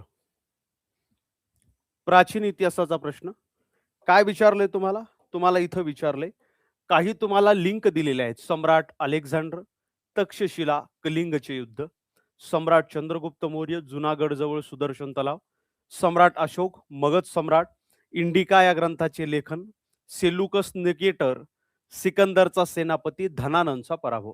आता थोडीशी मी तुम्हाला लिंक लावून देतो की नेमकं हे आहे काय. लक्ष द्या. तुम्हाला माहिती आहे मित्रांनो, सिकंदरला अलेक्झांडर द ग्रेट असं म्हटलं जातं. सिकंदर जो आहे हा भारतामध्ये आला. पहा, लिंक तुम्हाला सांगतोय. हा भारतामध्ये आला. भारतामध्ये कोणत्या रस्त्यानं आला? तर मित्रांनो, हा खैबर खिंडीमधून भारतामध्ये आला. खिंडीचं नाव लक्षात असू द्या. हिमालयातली ही खिंड आहे, खैबर खिंड. या खैबर खिंडीमधून तो भारतामध्ये आला. भारतामधून आल्यानंतर त्यानं काय केलं? त्यानं जमिनी मार्ग आपलं सैन्य जे आहे हे भारतामध्ये घुसवायला सुरुवात केली. भारतामध्ये जमिनी मार्फत सैन्य जे आहे हे पुढं पुढं पुढं पुढं हे जात होतं. सिकंदरचा सेनापती होता. सेनापतीचं नाव आहे सेल्युकस निकेटर. बघा, सेल्युकस निकेटर. पहिला मुद्दा, सेलुकस निकेटर, सिकंदरचा सेनापती, एवढं तर ठीक आहे. मात्र त्यानं धनानंदचा पराभव केलेला नाहीये. धनानंदचा पराभव केला नाही म्हणजे हे वाक्य तुमचं चुकीचं ठरतं. धनानंद कोण होता? मित्रांनो, हा नंद वंशाचा शेवटचा राजा होता. नंद वंश कोणता? चंद्रगुप्त मौर्य, मौर्य साम्राज्याच्या गादीवर यायच्या अगोदर नंद वंश होता. तिथलचा शेवटचा राजा होता धनानंद. तुम्ही जर आचार्य चाणक्य मालिका पाहिली असेल किंवा त्यांच्याबद्दल ऐकलं असेल, ज्यांनी चाणक्य नीती लिहिली, ज्यांना कौटिल्य सुद्धा म्हटलं जायचं. धनानंदच्या दरबारामध्ये त्यांचा अपमान झाला होता आणि हाच धनानंदच्या दरबारामध्ये अपमान झाल्यामुळे त्यांनी त्यांची जी शेंडी आहे, म्हणजे असं म्हणतात चोटी, हे जे लांब केस होते ते बांधून असं ठेवायचे, तर ती ओपन केली आणि त्यांनी सांगितलं की धनानंद, जोपर्यंत तुझ्या राज्याचा सर्वनाश मी करत नाही तोपर्यंत मी चोटी बांधणार नाही. त्याच्यानंतर त्यांनी चंद्रगुप्त मौर्याला, म्हणजे चंद्रगुप्त मौर्य तुम्हाला माहित असेल, इतिहास भरपूर आता सांगायला गेल्यानंतर वेळ पुरणार नाही. चंद्रगुप्त मौर्याला तयार केलं आणि चंद्रगुप्त मौर्यानं धनानंदची हत्या केली.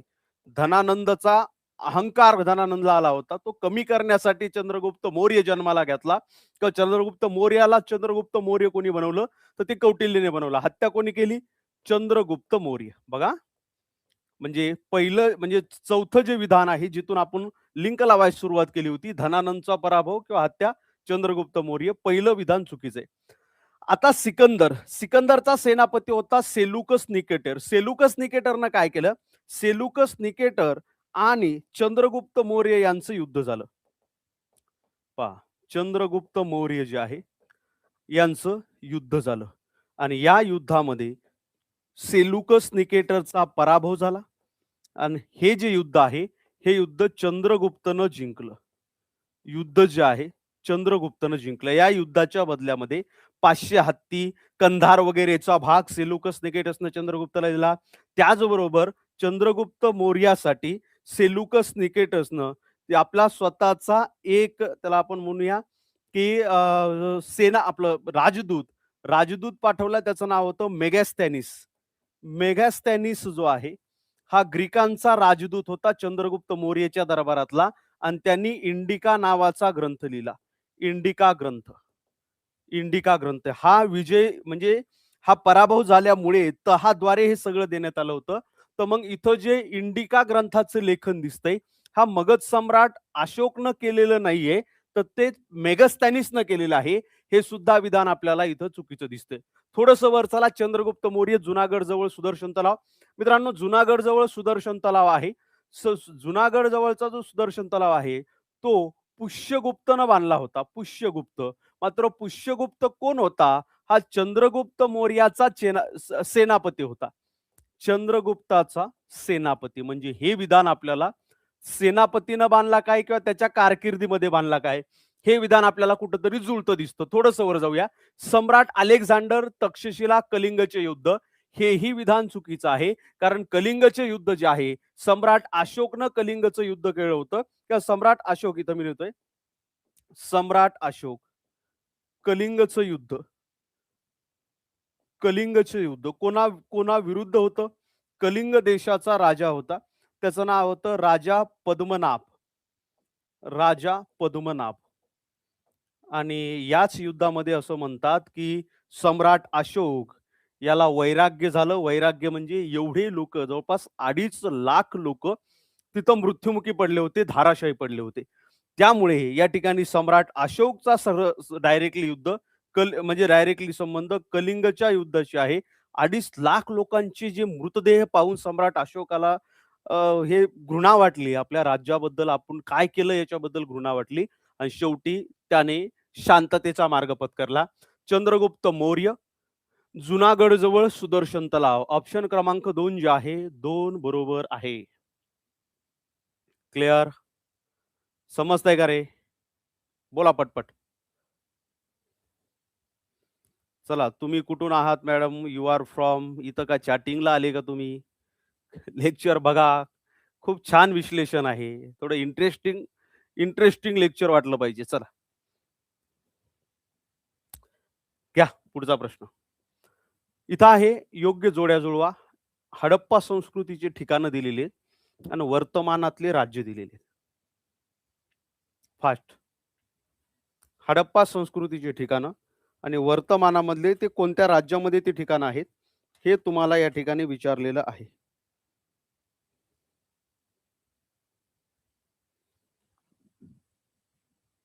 चलो. बघा, हडप्पा संस्कृतीची ठिकाणं आणि त्याची राज्य लक्षात घ्या. जसं की धोलावीरा नावाचं ठिकाण आहे.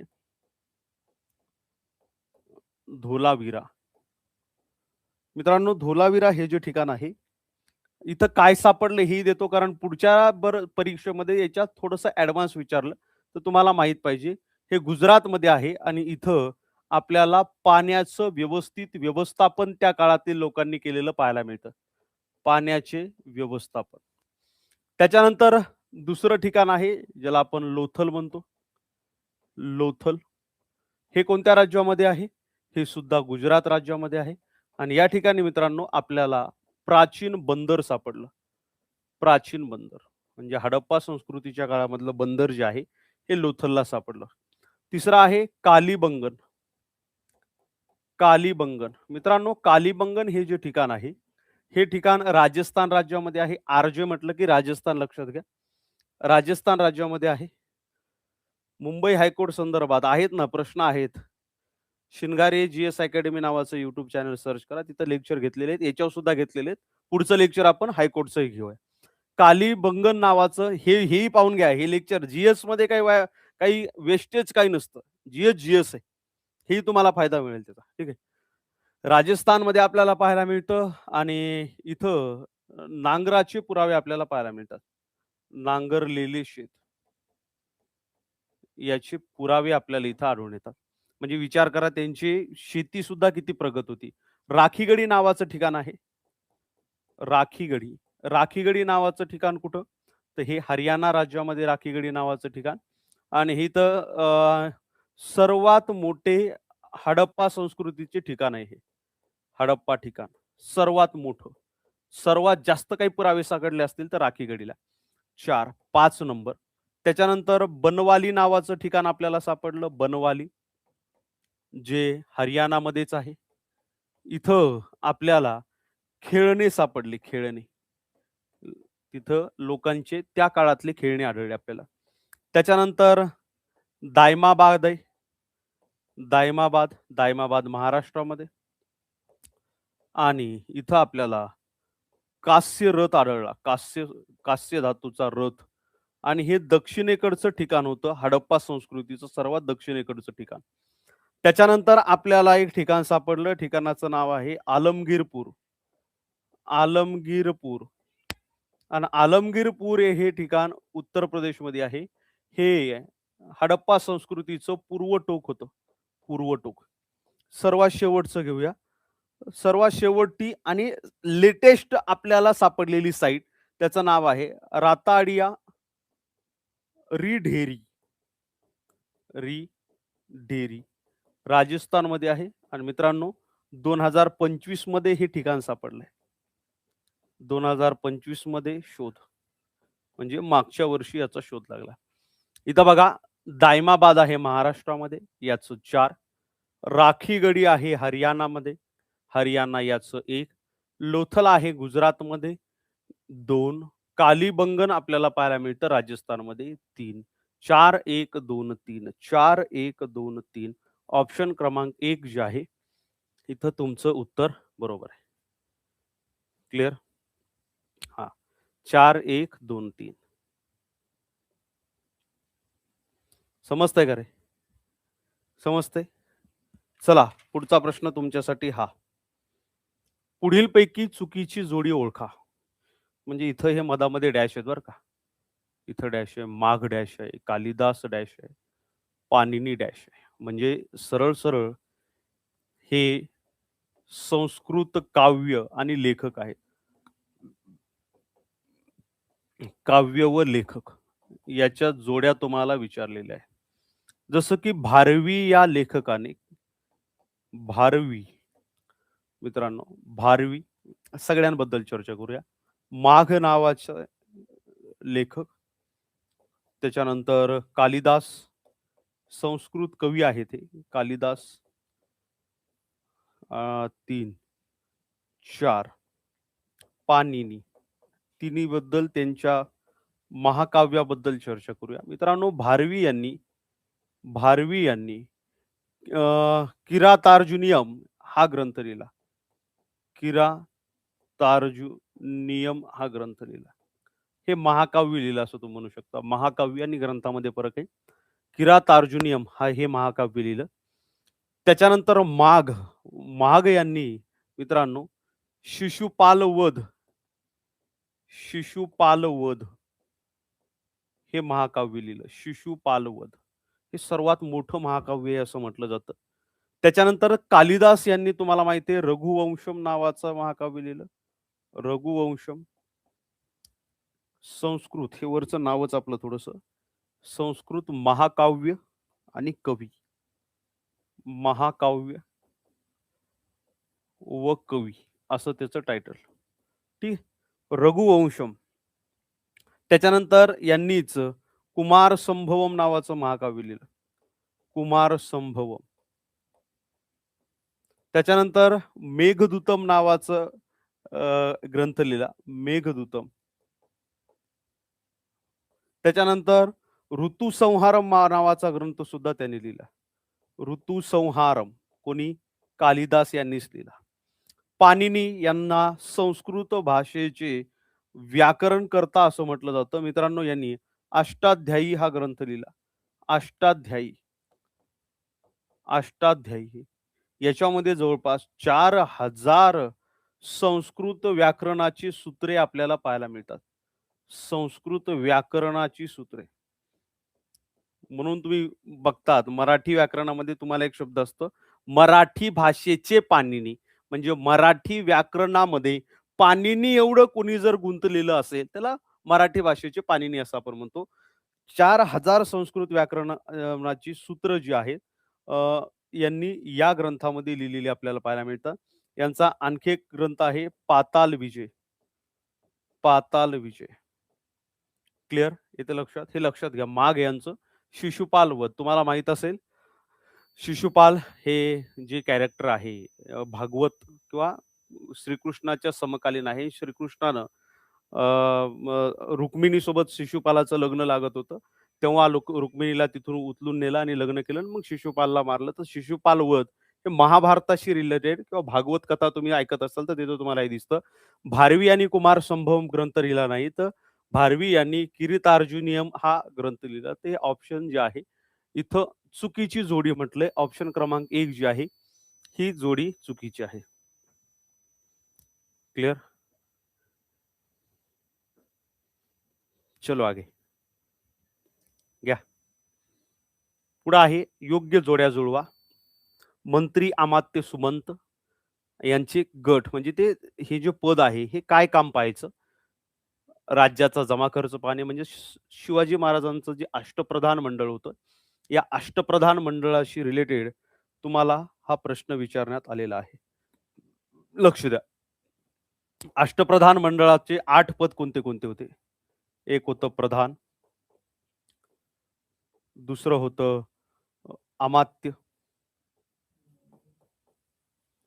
तिसरं पद होतं सेनापती, चौथं होतं पंडितराव.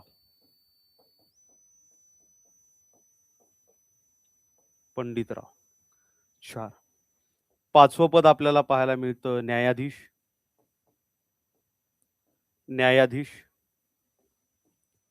सहावं पद आपल्याला पाहायला मिळतं सचिव. सातवं होतं मंत्री. आता या पदावर कोण होतं एवढं डिटेल मी जात नाही कारण आपल्याला आणखी भरपूर प्रश्न पाहिजे. आठवं पद होतं सुमंत.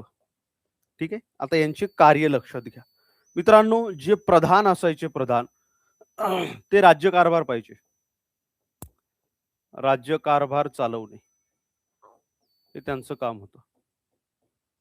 त्याच्यानंतर अमात्य जे आहेत हे राज्याचा जमा खर्च पाहिजे. जमा खर्च. आता सध्या तुम्ही अर्थमंत्री म्हणू शकता त्यांना. सेनापती जे आहे सेनापती सैन्याचं नेतृत्व करायचे. सैन्याचे नेतृत्व सेनापती करायचे. पंडितराव हे जे पद होतं हे धर्माची कामं करायची. धर्माची कामं. धर्माची कामे ही झाली 4. न्यायाधीश हे न्यायदान किंवा न्याय देण्याचं काम करणे, न्यायदान करायचे सरळ सरळ आहे.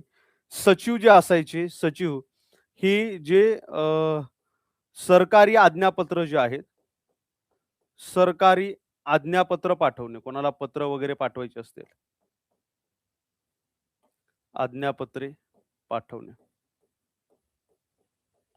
त्याच्यानंतर जे मंत्री होते, मंत्री पत्रव्यवहार सांभाळत होते. पत्रव्यवहार सांभाळायचे मंत्री. आणि जे सुमंत होते, हे परराज्याशी संबंध ठेवायचे. आताचे परराष्ट्र मंत्री. परराज्याशी संबंध. चला या आपल्या प्रश्नाकडे. काय विचारले? मंत्री. मंत्री पत्रव्यवहार करायचे म्हणजे याचं 3. अमात्य. अमात्य जमा खर्च सांभाळायचे, राज्याचा जमा खर्च याचं 1. सुमंत. सुमंत काय करायचे? परराज्याशी संबंध ठेवायचे. परराज्याशी संबंध ठेवणे याचं 2. 3, 1, 2. 3, 1, 2. ऑप्शन क्रमांक 1 हे इथं बरोबर आहे. समजतंय का रे? बोला फास्ट. समजत आहे का?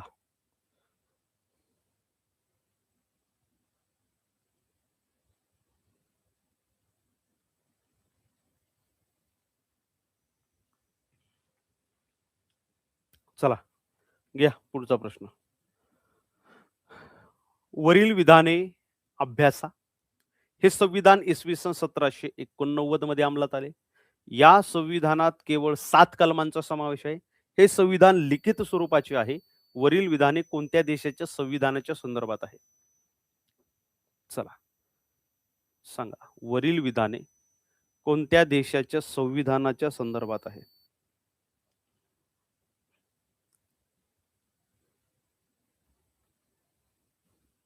सांगा. बरोबर आहे.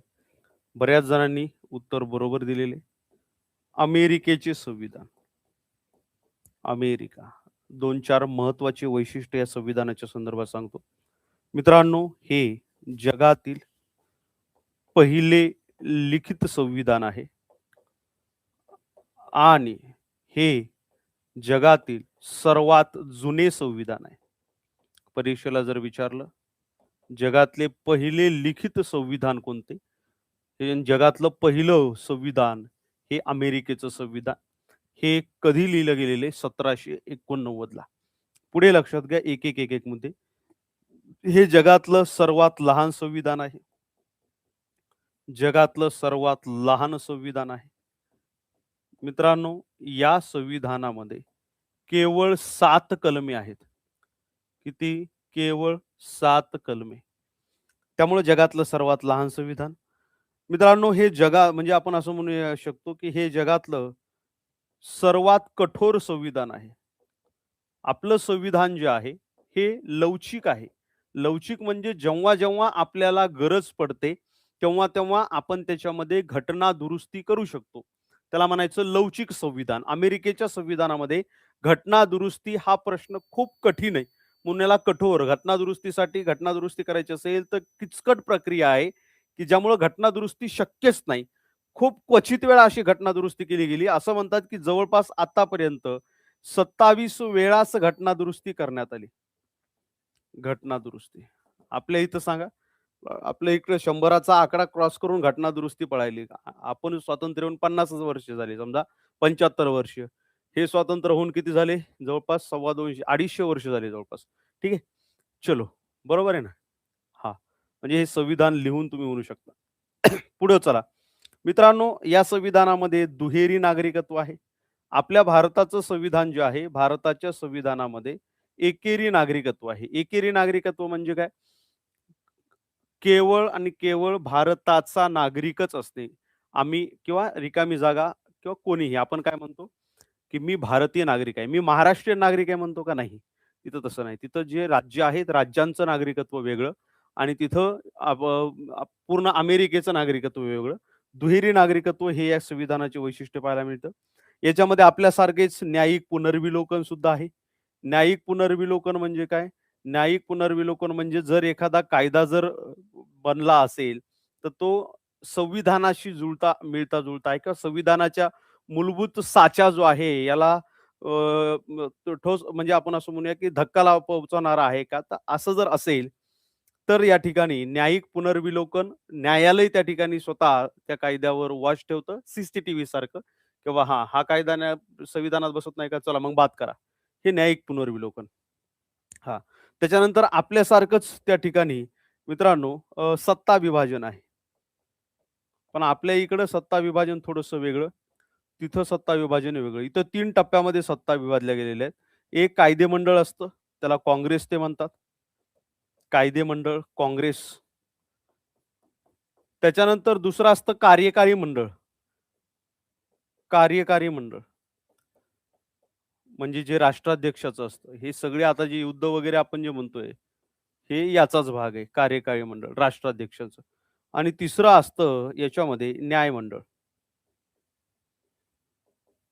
न्यायमंडळ. ठीक आहे. चलो असो. अमेरिकेचं संविधान त्याचं थोडंसं ओव्हरलूक आपण केलं. हे 5-6 वैशिष्ट्य जी तिची महत्त्वाची होती.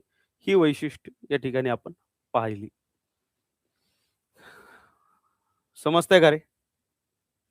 चालायचं पुढं? घ्या पुढचा प्रश्न. पुढचा प्रश्न आहे, पुढील विधाने वाचा. विधान ए, 1914 ते 1918 या कालावधीत पहिले महायुद्ध झाले. ब, पहिल्या महायुद्धात ब्रिटन, फ्रान्स, रशिया, इटली व अमेरिका या मित्रराष्ट्रांचा गट होता.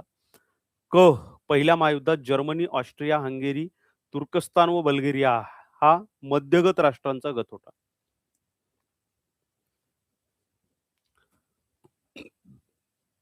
सर्वात मोठी लिखित राज्यघटना भारताची. तुम्हाला माहिती आहे मित्रांनो, पहिलं महायुद्ध हे 4 वर्ष चाललं. 1914 ते 1918 हे 4 वर्ष पहिलं महायुद्ध चाललं. महायुद्ध कोणासाठीच फायद्याचं नसतं. महायुद्ध ना ज्या देशाकडे भरपूर शक्ती आहे त्या देशासाठी फायद्याचं असतं, ना महायुद्ध ज्या देशाकडे कमी ताकद आहे त्याच्यासाठी फायद्याचं असतं. महायुद्धाची झळा तुम्हाला आम्हाला माहीत असेल, की 2च राष्ट्राच्या दरम्यान एवढं युद्ध सुरू आहे. तर अख्खा जग या ठिकाणी वेठीस आलेलं आहे. आपल्या इकडे तुम्ही पाहताय अफवा भरपूर, गॅसची अफवा, याची अफवा, तिची अफवा, म्हणजे अफवा म्हणण्यापेक्षा ती रिॲलिटीच आहे. फक्त सरकार आपल्याला त्या रिॲलिटीची जाणीव करून देत नाही. तुम्ही पहा ना, न्यूज सगळ्या सुरू आहेत, लोकं रांगा लागून आहेत. त्याच्यानंतर गॅस म्हणजे डायरेक्टली गॅसवाल्याला गॅस देणं बंद केलं. जे कमर्शियल गॅस आहेत त्यांना बंद केलं. तरीसुद्धा आपले पेट्रोलियम मंत्री काय म्हणतात, की भारतामध्ये सगळं स्थिर आहे. आपल्याला गॅसचा तुटवडा नाही, आपल्याला पेट्रोलचा तुटवडा नाही, वगैरे, वगैरे. कोणतंही युद्ध सर्वांसाठी घातक आहे. तिथं 2-3 हजार लोकं मेले. विचार करा, त्या देशाची कंडिशन काय असेल? पहिलं महायुद्ध जे झालं मित्रांनो, पहिलं महायुद्ध 1914 ते 18 या 4 वर्षाच्या कालखंडामध्ये पहिलं महायुद्ध पार पडलं. या पहिल्या महायुद्धाचा जेव्हा आपण भाग बघतो मित्रांनो, या पहिल्या महायुद्धाचं कारण जर पाहिलं, तर पहिल्या महायुद्धाचं कारण होतं, जे ऑस्ट्रिया जे होता, ऑस्ट्रियाचा राजकुमार होता आणि ऑस्ट्रियाच्या राजकुमाराची हत्या करण्यात आली होती. याच्यामुळे पहिलं महायुद्ध सुरू झालं. याच्यामध्ये 2 गट होते. एक ए गट आणि दुसरा बी गट. ए गट जो होता, याला मित्र राष्ट्रांचा गट असं म्हटलं जायचं. मित्र राष्ट्रांचा गट. मित्र राष्ट्रे, आणि दुसरा जे होता, हे मध्यगत राष्ट्रांचा गट. मध्यगत. मध्यगत राष्ट्रे. लक्षात घ्या. मित्र राष्ट्रे किती होती? मित्र राष्ट्रे हे होती सगळे Britain, France, Russia, Italy, America ही मित्र राष्ट्रे होती. आणि मध्यगट जर्मनी, ऑस्ट्रिया, हंगेरी, तुर्कस्तान आणि बल्गेरिया हा मध्य राष्ट्रांचा गट. मित्रांनो, या युद्धाचा शेवट जो आहे, हा शेवट नोव्हेंबर 1918 ला झाला. या ठिकाणी जर्मनीनं शरणागती पत्करली. जर्मनीने शरणागती पत्करली. शरणागती. आणि याच्यावरून या युद्धाचा शेवट झालेला पाहायला मिळतो. क्लिअर? येते लक्षात? तर हे सगळी विधानं जी आहेत, हे बरोबर आहेत. भारताचं काय नुकसान झालं, तर भारताचे जवळपास 75,000 लोकं या युद्धामध्ये शहीद झाले. तुम्हाला सर भारताचा आणि याचा काय संबंध? भारताची लोकं का शहीद झाली? याचं कारण असं आहे, की त्यावेळेस भारतामध्ये, म्हणजे भारत कोणाच्या अधिपत्याखाली होता? तर ब्रिटिशांच्या. ब्रिटिश सुद्धा या युद्धामध्ये होता. हे ब्रिटन, बरोबर आहे. त्यामुळं भारतीय लष्कराला, भारतीय सैन्याला सुद्धा त्यांनी या युद्धामध्ये लढायला भाग पाडलं. भारताच्या लष्करी तळाचा वापर इथं करण्यात आला. भारताच्या सोल्जरचा वापर करण्यात आला. 74 ते 75 हजार भारतीय सैनिकांचा सुद्धा या युद्धामध्ये मृत्यू झालेला आपल्याला पाहायला मिळतो. असो, तर या प्रश्नाचं उत्तर ऑप्शन क्रमांक 1 अ, ब, क, ड ही सर्वच्या सर्व विधाने जी आहेत, ती कशी आहेत? ही बरोबर आहेत. ठीक आहे. घ्या पुढचा प्रश्न. आम्ही भारताचे लोक या शब्दांनी संविधानाच्या रिकामी जागाची सुरुवात होते. आम्ही भारताचे लोक या वाक्याने संविधानाच्या रिकामी जागाची सुरुवात होते. कशाची सुरुवात होते? आम्ही भारताचे लोक. मित्रांनो, या इकडं. भारताचे संविधान त्याची उद्देशिका आहे. उद्देशिका आहे आम्ही भारताचे लोक, भारताचे एक हे शब्द लक्षात घ्या. याच्यावर प्रश्न येतात. भारताचे एक सार्वभौम, समाजवादी, धर्मनिरपेक्ष, लोकशाही गणराज्य घडवण्याचा व त्याच्या सर्व नागरिकांस, बघा हे नाव लक्षात असू द्या, सार्वभौम, समाजवादी, धर्मनिरपेक्ष, लोकशाही गणराज्य व त्याचा सर्व नागरिकांस सामाजिक, आर्थिक आणि राजनैतिक न्याय. संविधानामध्ये, संविधानाच्या उद्देशिकेमध्ये न्याय किती प्रकारचा सांगितलाय? सामाजिक, आर्थिक व राजनीतिक 3 प्रकारचा न्याय सांगितलाय. त्याचबरोबर विचार, अभिव्यक्ती, विश्वास, श्रद्धा व उपासना यांचे स्वातंत्र्य. स्वातंत्र्य किती प्रकारचे सांगितले? स्वातंत्र्य सांगितलेत 5 प्रकारचे. कोणते कोणते? विचार स्वातंत्र्य, अभिव्यक्ती स्वातंत्र्य, विश्वास स्वातंत्र्य, श्रद्धा स्वातंत्र्य व उपासना यांचे स्वातंत्र्य. त्याच्यानंतर समानता किती पद्धतीची सांगितलेली आहे? 5 प्रकारचे स्वातंत्र्य. समानता 2 पद्धतीची, समानता दर्जाची आणि संधीची, 2 प्रकारची समानता निश्चितपणे प्राप्त करून देण्याचा आणि त्या सर्वांमध्ये व्यक्तीची प्रतिष्ठा व राष्ट्राची एकता आणि एकात्मता यांचे आश्वासन देणारी बंधुता. काय? राष्ट्राची एकता आणि एकात्मता. बंधुता किती पद्धतीची आहे? 2 पद्धतीची सांगितली. बंधुता, राष्ट्राची एकता आणि एकात्मता याचं आश्वासन देणारी बंधुता प्रवृत्ती करण्याचा संकल्पपूर्वक निर्धार करून आमच्या संविधान सभेत आज दिनांक 26 नोव्हेंबर, किती तारीख आहे उद्देशिकेमध्ये? 26 नोव्हेंबर 1949. 26 नोव्हेंबरला आपण संविधान दिन साजरा करतो. याद्वारे हे संविधान अंगीकृत आणि अधिनियमित करून स्वतः प्रत अर्पण करत आहोत. भारत हा कोणत्या राजेशाही देश नाही, ना कोणत्या राजाचा असेल, ना त्याचा कोणावर अधिकार असेल. आम्ही भारताचे लोक, आम्हीच भारताचे मालक आहोत. म्हणून ते अमेरिका जसं म्हणले की 1 महिन्यासाठी तुम्ही रशियाकडून तेल घेऊ शकता. आपण सार्वभौम आहोत. याच्यामध्ये शब्द आहे सार्वभौम. आपल्या राज्यघटनेमध्ये सार्वभौम शब्द आहे. सार्वभौम म्हणजे आमच्यावर कोणाचाही दबाव नाही. आम्ही 140 कोटी जनता आहे आणि हेच या देशाचे मालक आहेत. क्लिअर? मग या वाक्याने सुरुवात कशाची होती? उद्देशिकेची होती. ऑप्शन क्रमांक 3 जी आहे ती बरोबर. आम्ही भारताचे लोक या शब्दांनी संविधानाच्या रिकामी जागाची सुरुवात होते. उद्देशिकेची सुरुवात होते. क्लिअर? चला घ्या पुढचा प्रश्न. व्यक्तीच्या मूलभूत हक्कांचा भंग झाल्यास न्यायालयाकडे दाद मागता येते. हे रिकामी जागा यांचे उदाहरण आहे. व्यक्तीच्या मूलभूत हक्काचा जर भंग झाला तर तुम्ही डायरेक्टली सर्वोच्च न्यायालयामध्ये दाद मागू शकता. डायरेक्ट सर्वोच्च न्यायालयामध्ये. हे कोणत्या हक्काचे उदाहरण आहे? मित्रांनो लक्षात असू द्या, तुम्हाला माहित आहे की कलम 32 ज्यांना डॉक्टर बाबासाहेब आंबेडकरांनी राज्यघटनेचा आत्मा असं म्हटलेलं आहे. डॉक्टर बाबासाहेब आंबेडकरांनी कोणत्या कलमेला राज्यघटनेचा आत्मा असं म्हटलंय? राज्यघटनेचा आत्मा. डॉक्टर बाबासाहेब आंबेडकरांनी कलम 32ला राज्यघटनेचा आत्मा किंवा संविधानाचा आत्मा म्हणलंय. का? कारण कलम 32 मध्ये जेव्हा तुमच्या मूलभूत हक्कावर गदा येते, मूलभूत हक्कावर गदा आल्यानंतर या ठिकाणी इथं मी लिहितोय मूलभूत हक्क बजावण्याकरिता उपाययोजना सुचवण्यात आल्या आहेत. बजावण्याकरिता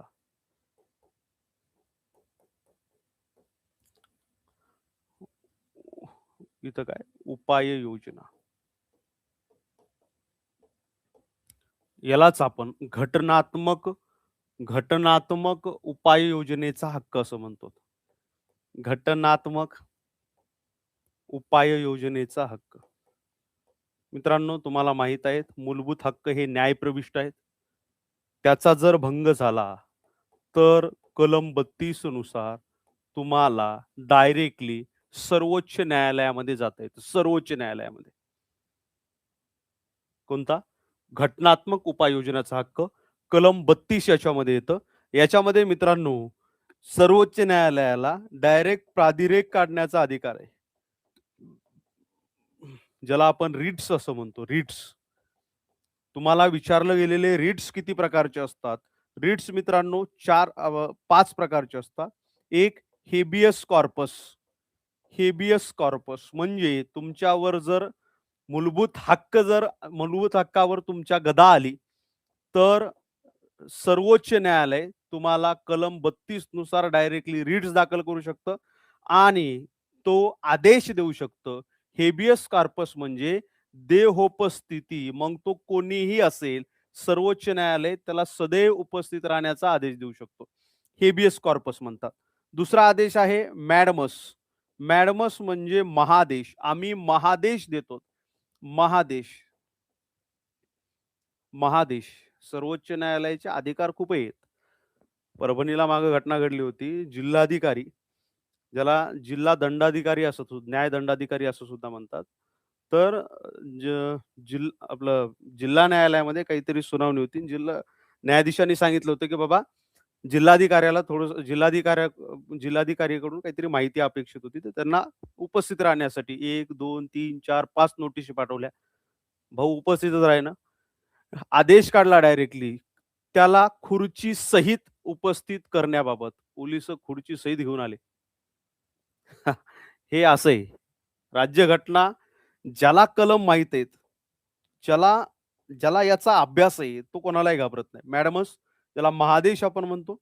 त्याच्यानंतर प्रोहिबिशन. प्रोहिबिशन म्हणजे प्रतिषेध. त्याला प्रतिषेध आपण म्हणतो. त्याच्यानंतर रीट्सचा चौथा प्रकार आहे, ज्याला सर्सिओराय असं म्हटलं जातं. सर्शिओराय याचे अर्थ विचारले जातात बरं का तुम्हाला. याचे अर्थ विचारले जातात. सर्शिओराय म्हणजे प्राकर्षण. आणि 5वा रीटचा प्रकार आहे, ज्याला आपण म्हणतो को वारांटो. को वारांटो. ज्याला क्वाधिकार असं म्हटलं जातं. क्वाधिकार असो.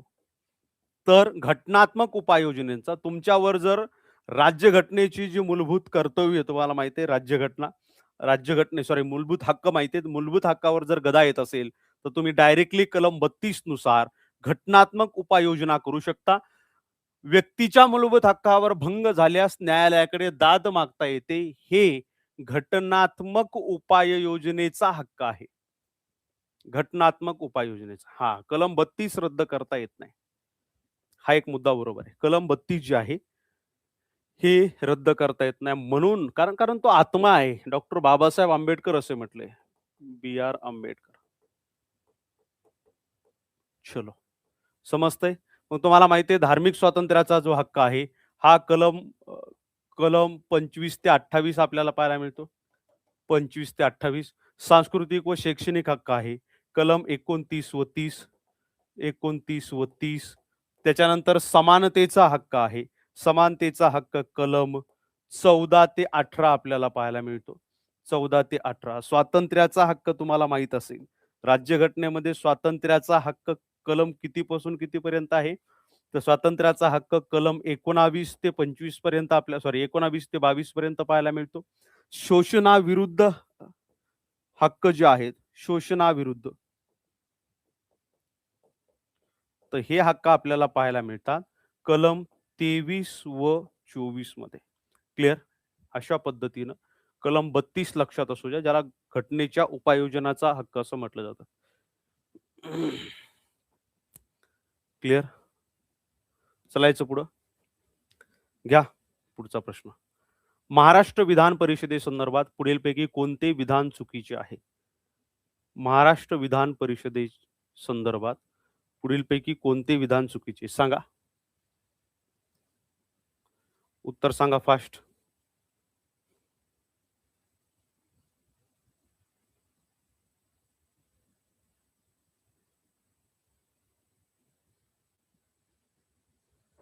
एकोणीस ते 22, 23, 24 हा बरोबर. ते मगाशी सांगितली लिंक. 14 ते 18, 19 ते 22, 23, 24, 25 ते 28, 29, 30. एक संपत्तीचा रद्द झाला. 31 आणि 32 हा घटनात्मक उपाययोजनेचा. चला थोडीशी चर्चा करूया विधान परिषदेसंदर्भात. विधान परिषद मित्रांनो लक्षात असू द्या, महाराष्ट्रामध्ये 2 सभागृह आहेत. एक आहे विधानसभा आणि दुसरे आहे विधान परिषद. ही आहे विधानसभा आणि ही जी आहे ही आहे विधान परिषद. मित्रांनो दोन्हीमध्ये काय फरक आहे? विधानसभा जी आहे दर 5 वर्षांनी विसर्जित होते. ही जी आहे ही विसर्जित होत नाही. विसर्जित होत नाही. हे वरिष्ठ सभागृह आहे, कारण हे विसर्जित होत नाही आणि विधानसभा हे कनिष्ठ सभागृह आहे. विधान परिषदेबद्दल लक्षात असू द्या, हे वरिष्ठ सभागृह आहे. तुम्हाला राज्यसभा आणि लोकसभा माहीत आहे. तशा पद्धतीनं राज्यसभा जसं वरिष्ठ सभागृह आहे, तसं विधान परिषद वरिष्ठ सभागृह आहे. विधान परिषद विसर्जित होत नाही. विसर्जित होत नाही म्हणून त्याला वरिष्ठ सभागृह असं आपण म्हणू शकतो. पूर्णपणे विसर्जित होत नाही. मात्र दर 2 वर्षांनी दर 2 वर्षांनी विधान परिषदेच्या निवडणुका होतात आणि याच्यामधले 1/3 सदस्य जे आहेत हे सदस्य निवृत्त होतात. निवृत्त होतात. क्लिअर? 1/3 सदस्य निवृत्त होतात. मग 1/3 सदस्य निवृत्त झाल्यानंतर पुन्हा इलेक्शन होतं आणि पुन्हा ती जागा भरली जाते. भरल्या गेल्यानंतर ते 6 वर्ष तसेच राहतात. मग मागचे जे तेव्हा 4 वर्षाला आले होते त्यांचे 2 वर्षानंतर पुन्हा कार्यकाळ संपतो. आता बऱ्याच जणांना प्रश्न पडला असेल, मग सर असं म्हणल्यानंतर सगळ्यात पहिल्यांदा विधान परिषद स्थापन झाली, तर मग कोणते सदस्य दुसऱ्या वर्षी? कारण बघा, समजा मी असं म्हटलं की 60 सदस्य आहेत. 60 सदस्याचे 20-20 आपण जर सदस्य केले, 20-20, 20-20 सदस्य, हे दर 2 वर्षाला निवृत्त व्हायले. हे निवृत्त झाले की दुसरे 20 भरले चाललेत. हे बरोबर 60चा आकडा जसाच तसा. मग सगळ्यात सुरुवातीला 60 जण जेव्हा एकदाच भरले होते, तेव्हा कोणते सदस्य 2 वर्षाला निवृत्त झाले, कोणते 4 आणि कोणते 6? कारण इथं सदस्याचा कालावधी 6 वर्षाचा आहे. म्हणजे आपण विधान परिषदेच्या सदस्याचा आपण असं म्हणूया की कालावधी, पदाचा कालावधी, सदस्यत्वाचा कालावधी 6 वर्षाचा आहे. तर मित्रांनो सर्वात सुरुवातीला काय करण्यात आलं होतं, दर 2 वर्षाला 1/3 सदस्य जे आहेत चिठ्ठ्या केल्या होत्या. चिठ्ठ्यामध्ये ज्यांचे नाव निघतील ते सदस्य निवृत्त व्हायचे. चिठ्ठ्यामध्ये जसे पुढच्या 2 वर्षाला नाव निघाले ते सदस्य. आता पहिल्यांदा चिठ्ठ्यामध्ये नाव निघालं तर त्यांचा कार्यकाळ 2च वर्ष राहिला. पुन्हा हे 20 लोक भरल्या गेले. पुन्हा 4 म्हणजे आणखी 2 वर्षानंतर बाकीचे जे राहिले होते 40 यांच्यामध्ये 20 जणांच्या चिठ्ठ्या काढल्या, हे निवृत्त झाले. पुन्हा 6 वर्षानंतर तर हे आपोआप निवृत्त झाले. असो लक्षात असू द्या, विधान परिषदेचे सदस्य जे आहेत दर 2 वर्षांनी 1/3 सदस्य जे आहेत हे निवृत्त होत असतात. त्याच्यानंतर मित्रांनो सदस्याची वय पात्रता काय? जर तुम्हाला विधान परिषदेचा सदस्य व्हायचं असेल तर किमान तुम्हाला 30 वर्ष या ठिकाणी तुमचं वय असलं पाहिजे. 30 वर्ष किमान वय पात्रता. त्याच्यानंतर कार्यकाळ आता सांगितल्याप्रमाणे सदस्यत्वाचा कार्यकाळ हा 6 वर्षाचा असतो. दर 6 वर्षांनी मग हे लोक निवृत्त होत असतात. मित्रांनो लक्षात असू द्या, सध्या एकूण 6 राज्यांमध्ये विधान परिषद आहे. 6 राज्यामध्ये विधान परिषद आहे. कोणते कोणते राज्य? महाराष्ट्र आहे, त्याच्यानंतर कर्नाटक आहे, त्याच्यानंतर उत्तर प्रदेश आहे, त्याच्यानंतर बिहार आहे, हे शॉर्ट फॉर्म BH लिहितोय. त्याच्यानंतर आंध्र प्रदेश आहे, त्याच्यानंतर तेलंगणा आहे. ठीक आहे. सर्वात शेवटचा मुद्दा, जे विधान परिषदेचे सदस्य असतात हे सदस्य कसे निवडून येतात तर मित्रांनो लक्षात असू द्या, 1/3 सदस्य जे आहेत, हे स्थानिक स्वराज्य संस्थातून निवडून येतात. स्थानिक स्वराज्य संस्था, ज्याला आपण झेड-पी, महानगरपालिका वगैरे जे आता इलेक्शन झाले ते.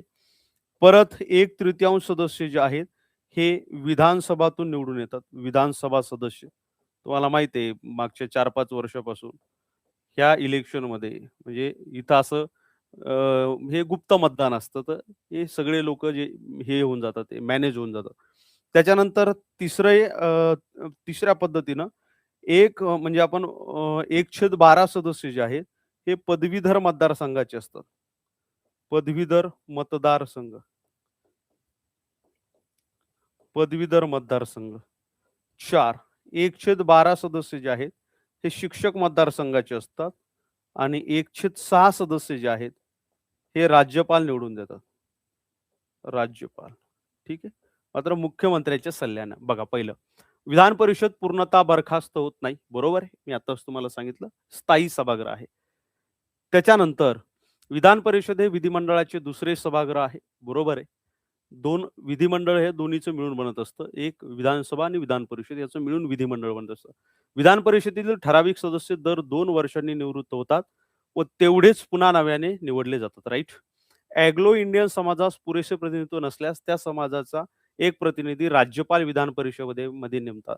अँग्लो इंडियन्सची अट जी आहे, ही अट याला नाही, म्हणजे विधान परिषदेला नाही. तर इथं तुम्हाला चुकीचं विचारलंय. तर ऑप्शन क्रमांक 4 जे आहे, हे 4 तुमचं उत्तर बरोबर आहे. ठीक आहे. चला. तर मित्रांनो या लेक्चरमध्ये आज आपण इथे थांबू. आपली पहिली लिंक थोडी एक्सपायर झाली. थोडीशी टेक्निकल इश्यू होता. त्यामुळं घाई गडबडीत डायरेक्टली वेबकॅमनं लेक्चर घ्यावं लागलं. तरी सुद्धा बऱ्या पद्धतीने आपण प्रश्न याच्यात कव्हर केले. पुढचं लेक्चर परवाच्या दिवशी मी घेतो. टाईम 4चाच आपण ठेवूया. तेव्हा भेटूया आपण. तेव्हा थोडंसं जास्त वेळ आपण घेऊया. कारण काय आता स्ट्रीम नाही व्यवस्थित बरोबर. ठीक आहे? चलो. या लेक्चरमध्ये आज आपण इथं थांबू. राहिलेला भाग आपण पुढच्या लेक्चरमध्ये कंटिन्यू करू. धन्यवाद.